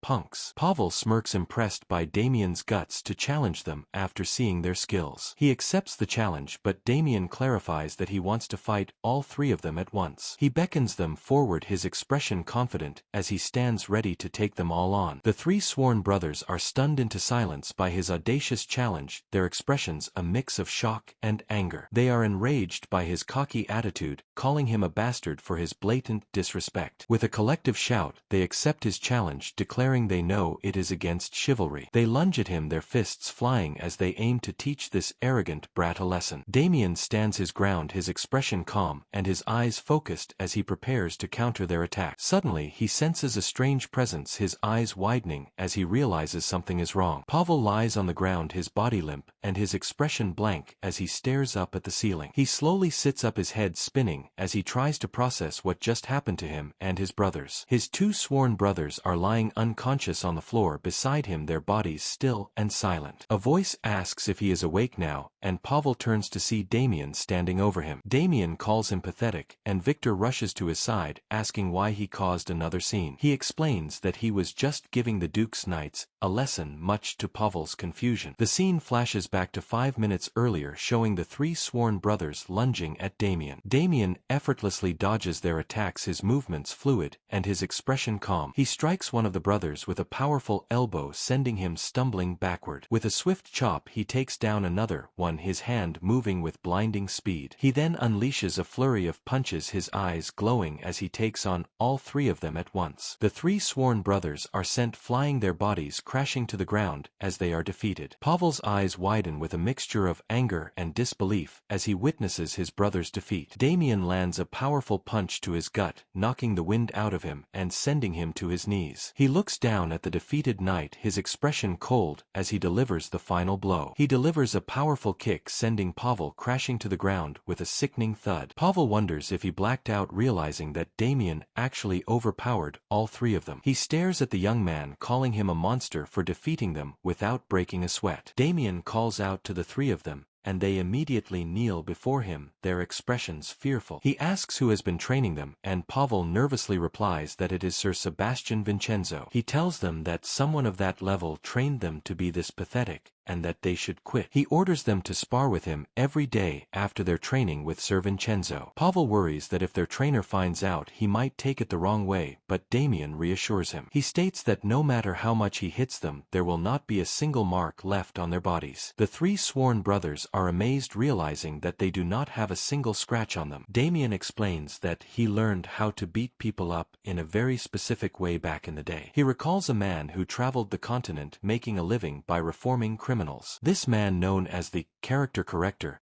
had a very simple method of correction. First, he would beat his subjects for 1 hour, a brutal and effective way to break their spirit. A flashback shows the character corrector relentlessly beating a criminal, his fists a blur of motion. A legend tells of a man whose method was simple. If a beating didn't work, he would just double the time until it did. But this so-called character corrector eventually grew weary, starting to feel pity for the criminals he left bloodied and broken. He began to wonder how he could punish them effectively without putting their lives at risk. Through this intense focus, he unintentionally reached a master's level estate known as Omsa, or My Kill. Damien explains that this is the secret technique he used, one that inflicts immense pain without leaving a single scratch. He then asks the kneeling trainees if they now understand just how weak and pathetic they are, calling them worms. But he tells them not to worry too much. He raises a glowing finger, reminding them they have 1 month until the duel. With a confident smile, he promises to turn these worms into something useful within that time frame. The three trainees can only stare up at him, their faces filled with utter shock and disbelief at his words. A portly man approaches, asking what kind of mess Damien is causing this time, but the youth simply says it's time to resume training. Before they can continue, a man calls out to Damien,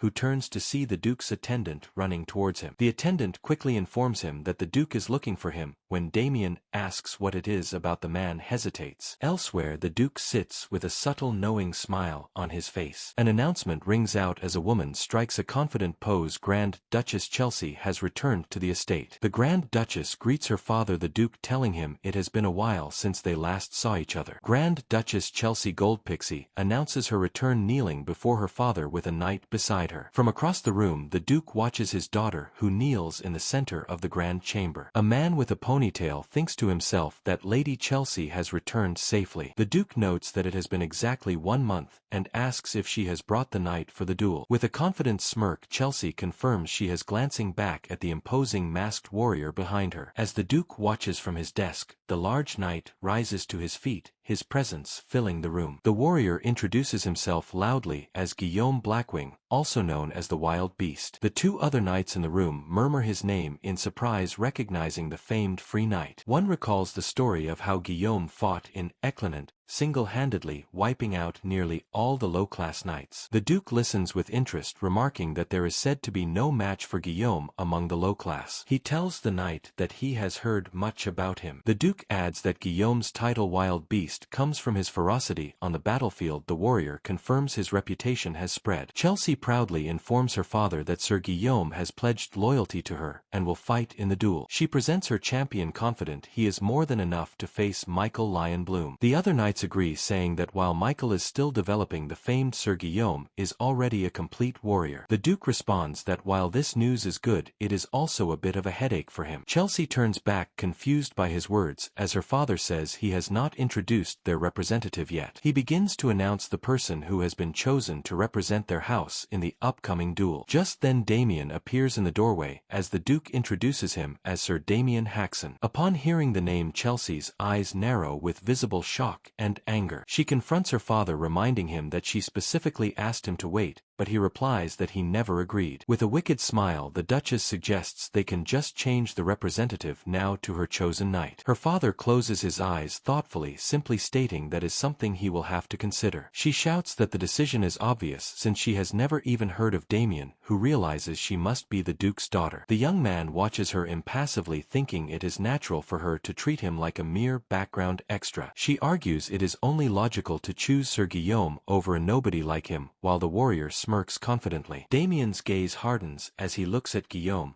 a thought suddenly crossing his mind. But the Duke interrupts, saying her assessment is not true, even though he admits Sir Guillaume is highly renowned. He then reveals that Sir Damien is skilled enough to withstand a blow from Horwitz, shocking the knight captain. Chelsea smiles, bitterly accusing her father of finding the perfect excuse not to acknowledge her abilities. Chelsea accuses her father of always saying one thing but doing another to both her and her mother, but he sternly tells her to watch her words. She then offers a wide mocking smile, asking for forgiveness and blaming her poor judgment on the fatigue from her travels. Damien watches the tense exchange from the doorway, noting to himself that the father and daughter clearly have deep-seated issues. Putting an end to the argument, the Duke states that the decision will be made after he consults with his retainers. Suddenly Guillaume throws his head back and erupts into loud laughter, catching everyone in the room by surprise. He asks the Duke if there is any point in deciding with words, leaving Chelsea momentarily speechless at his forwardness. The knight captain beside the Duke quietly remarks on Guillaume's rudeness, but the noble's expression remains neutral. Guillaume steps towards Damien, declaring that the strongest should be the representative, so they should just fight for the spot. Chelsea furiously yells at her knight, questioning what he is doing, and demanding he stay quiet. However, the Duke calmly says that Guillaume is not wrong, causing his daughter to flinch in surprise. He then turns to Damien and asks for his opinion. The young man realizes this is just another test from the Duke. Damien agrees that the strongest should be the representative,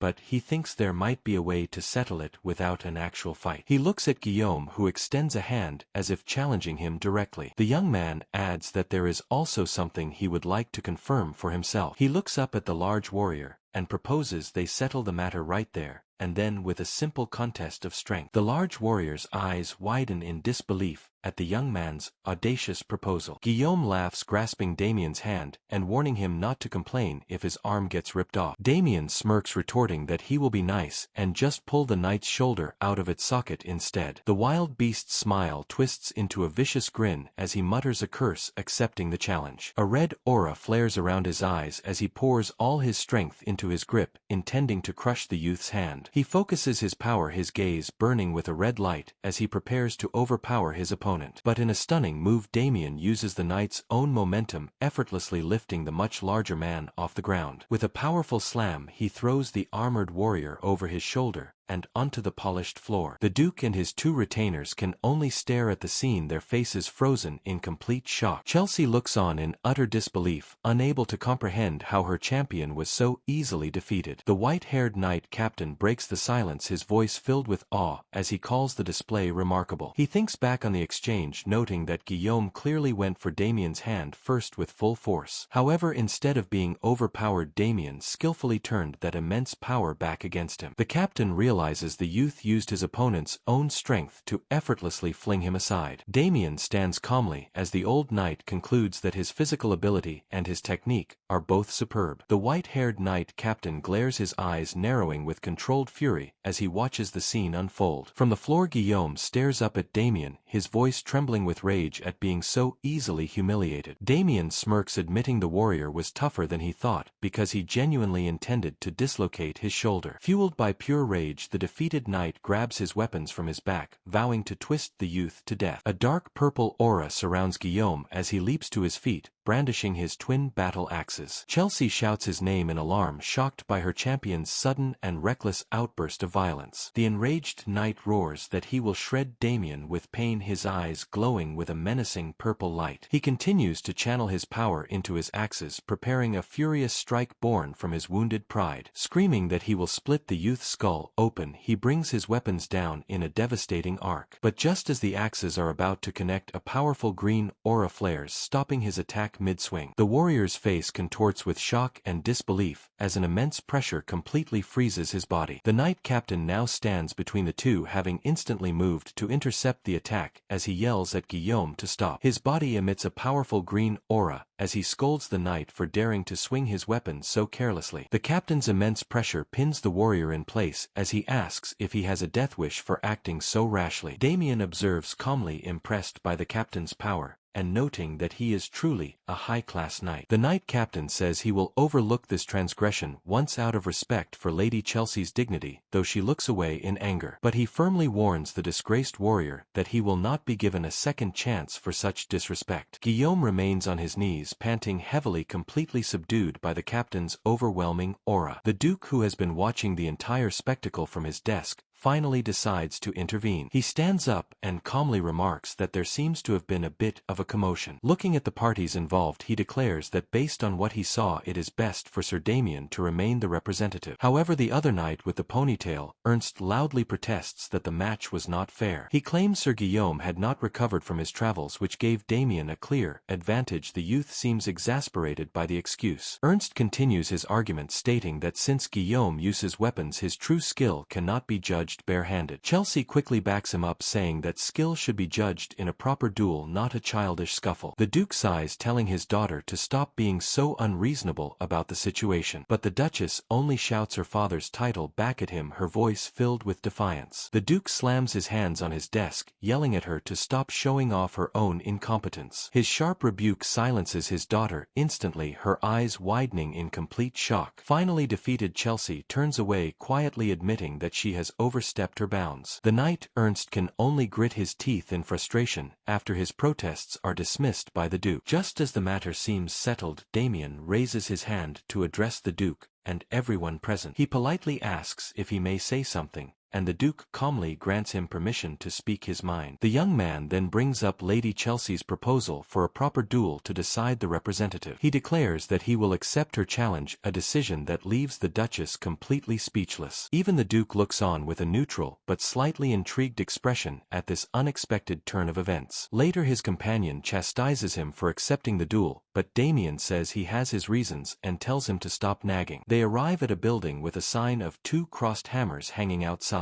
Damien asks if this is the workshop the Duke mentioned, and his companion confirms that it looks like the right place. The Duke had offered him a new long sword. Damien feels he could win without it, but he won't refuse the generous offer. As they enter, a smith who is busy at his forge pauses his work to see who has arrived. The companion announces they have come on the Duke's orders, and the smith confirms he was informed of their visit. He then gestures for them to follow him, leading them further into the impressive smithy. They enter a room filled with rows of gleaming, masterfully crafted weapons, leaving the companion completely in awe. He marvels at the amazing weapons, and Damien suggests he pick one too, prompting the man to ask if he can choose an expensive one. As he scans the collection of weapons, the young man's eyes suddenly fixate on one particular blade. His gaze settles on a long sword in a display case, and he wonders if it is what he thinks it is. The smith notices his focused look and comments that it is indeed a very unique blade. He explains it was made for a knight who left on urgent business, so it never reached its intended owner. With a knowing look, Damien asks if this knight happened to provide resonant steel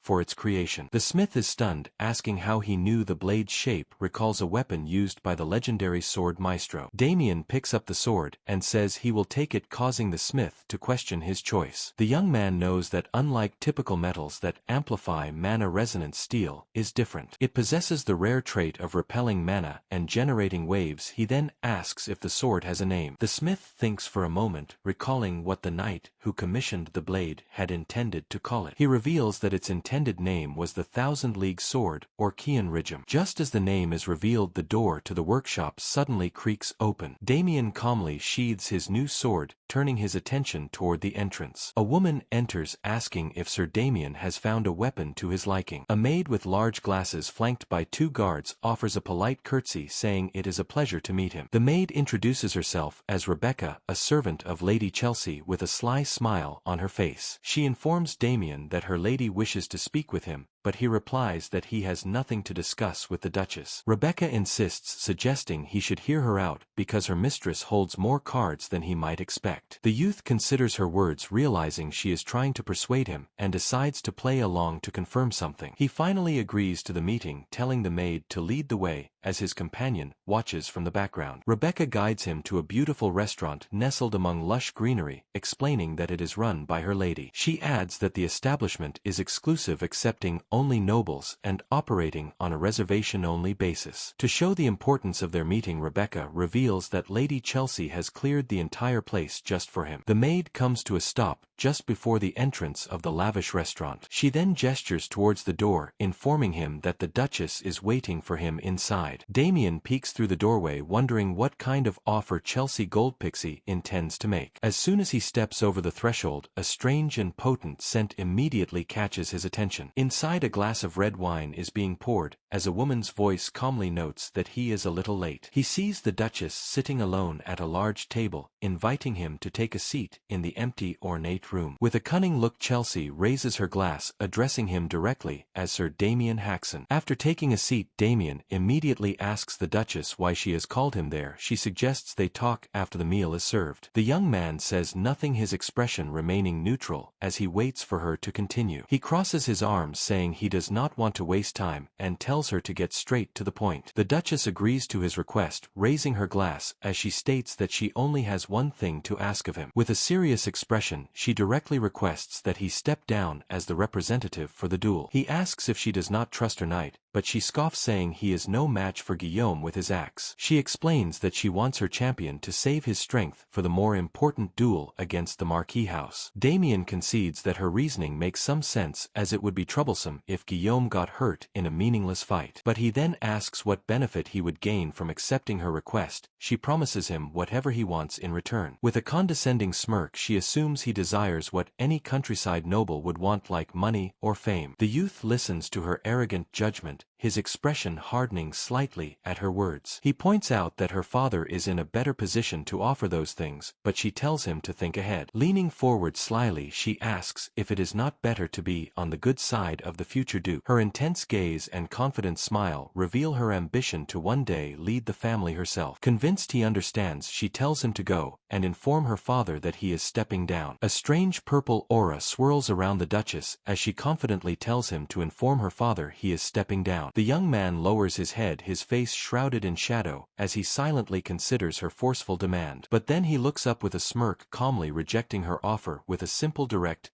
"No thanks." The Duchess is completely stunned by his refusal, exclaiming that his response makes no sense at all. Damien grins, realizing she is panicking because he is not affected by her so-called allure scent. The allure scent is a type of black magic designed to induce a powerful but false sense of affection in its target. By creating these fake emotions, the magic allows the user to easily manipulate the target's actions at will.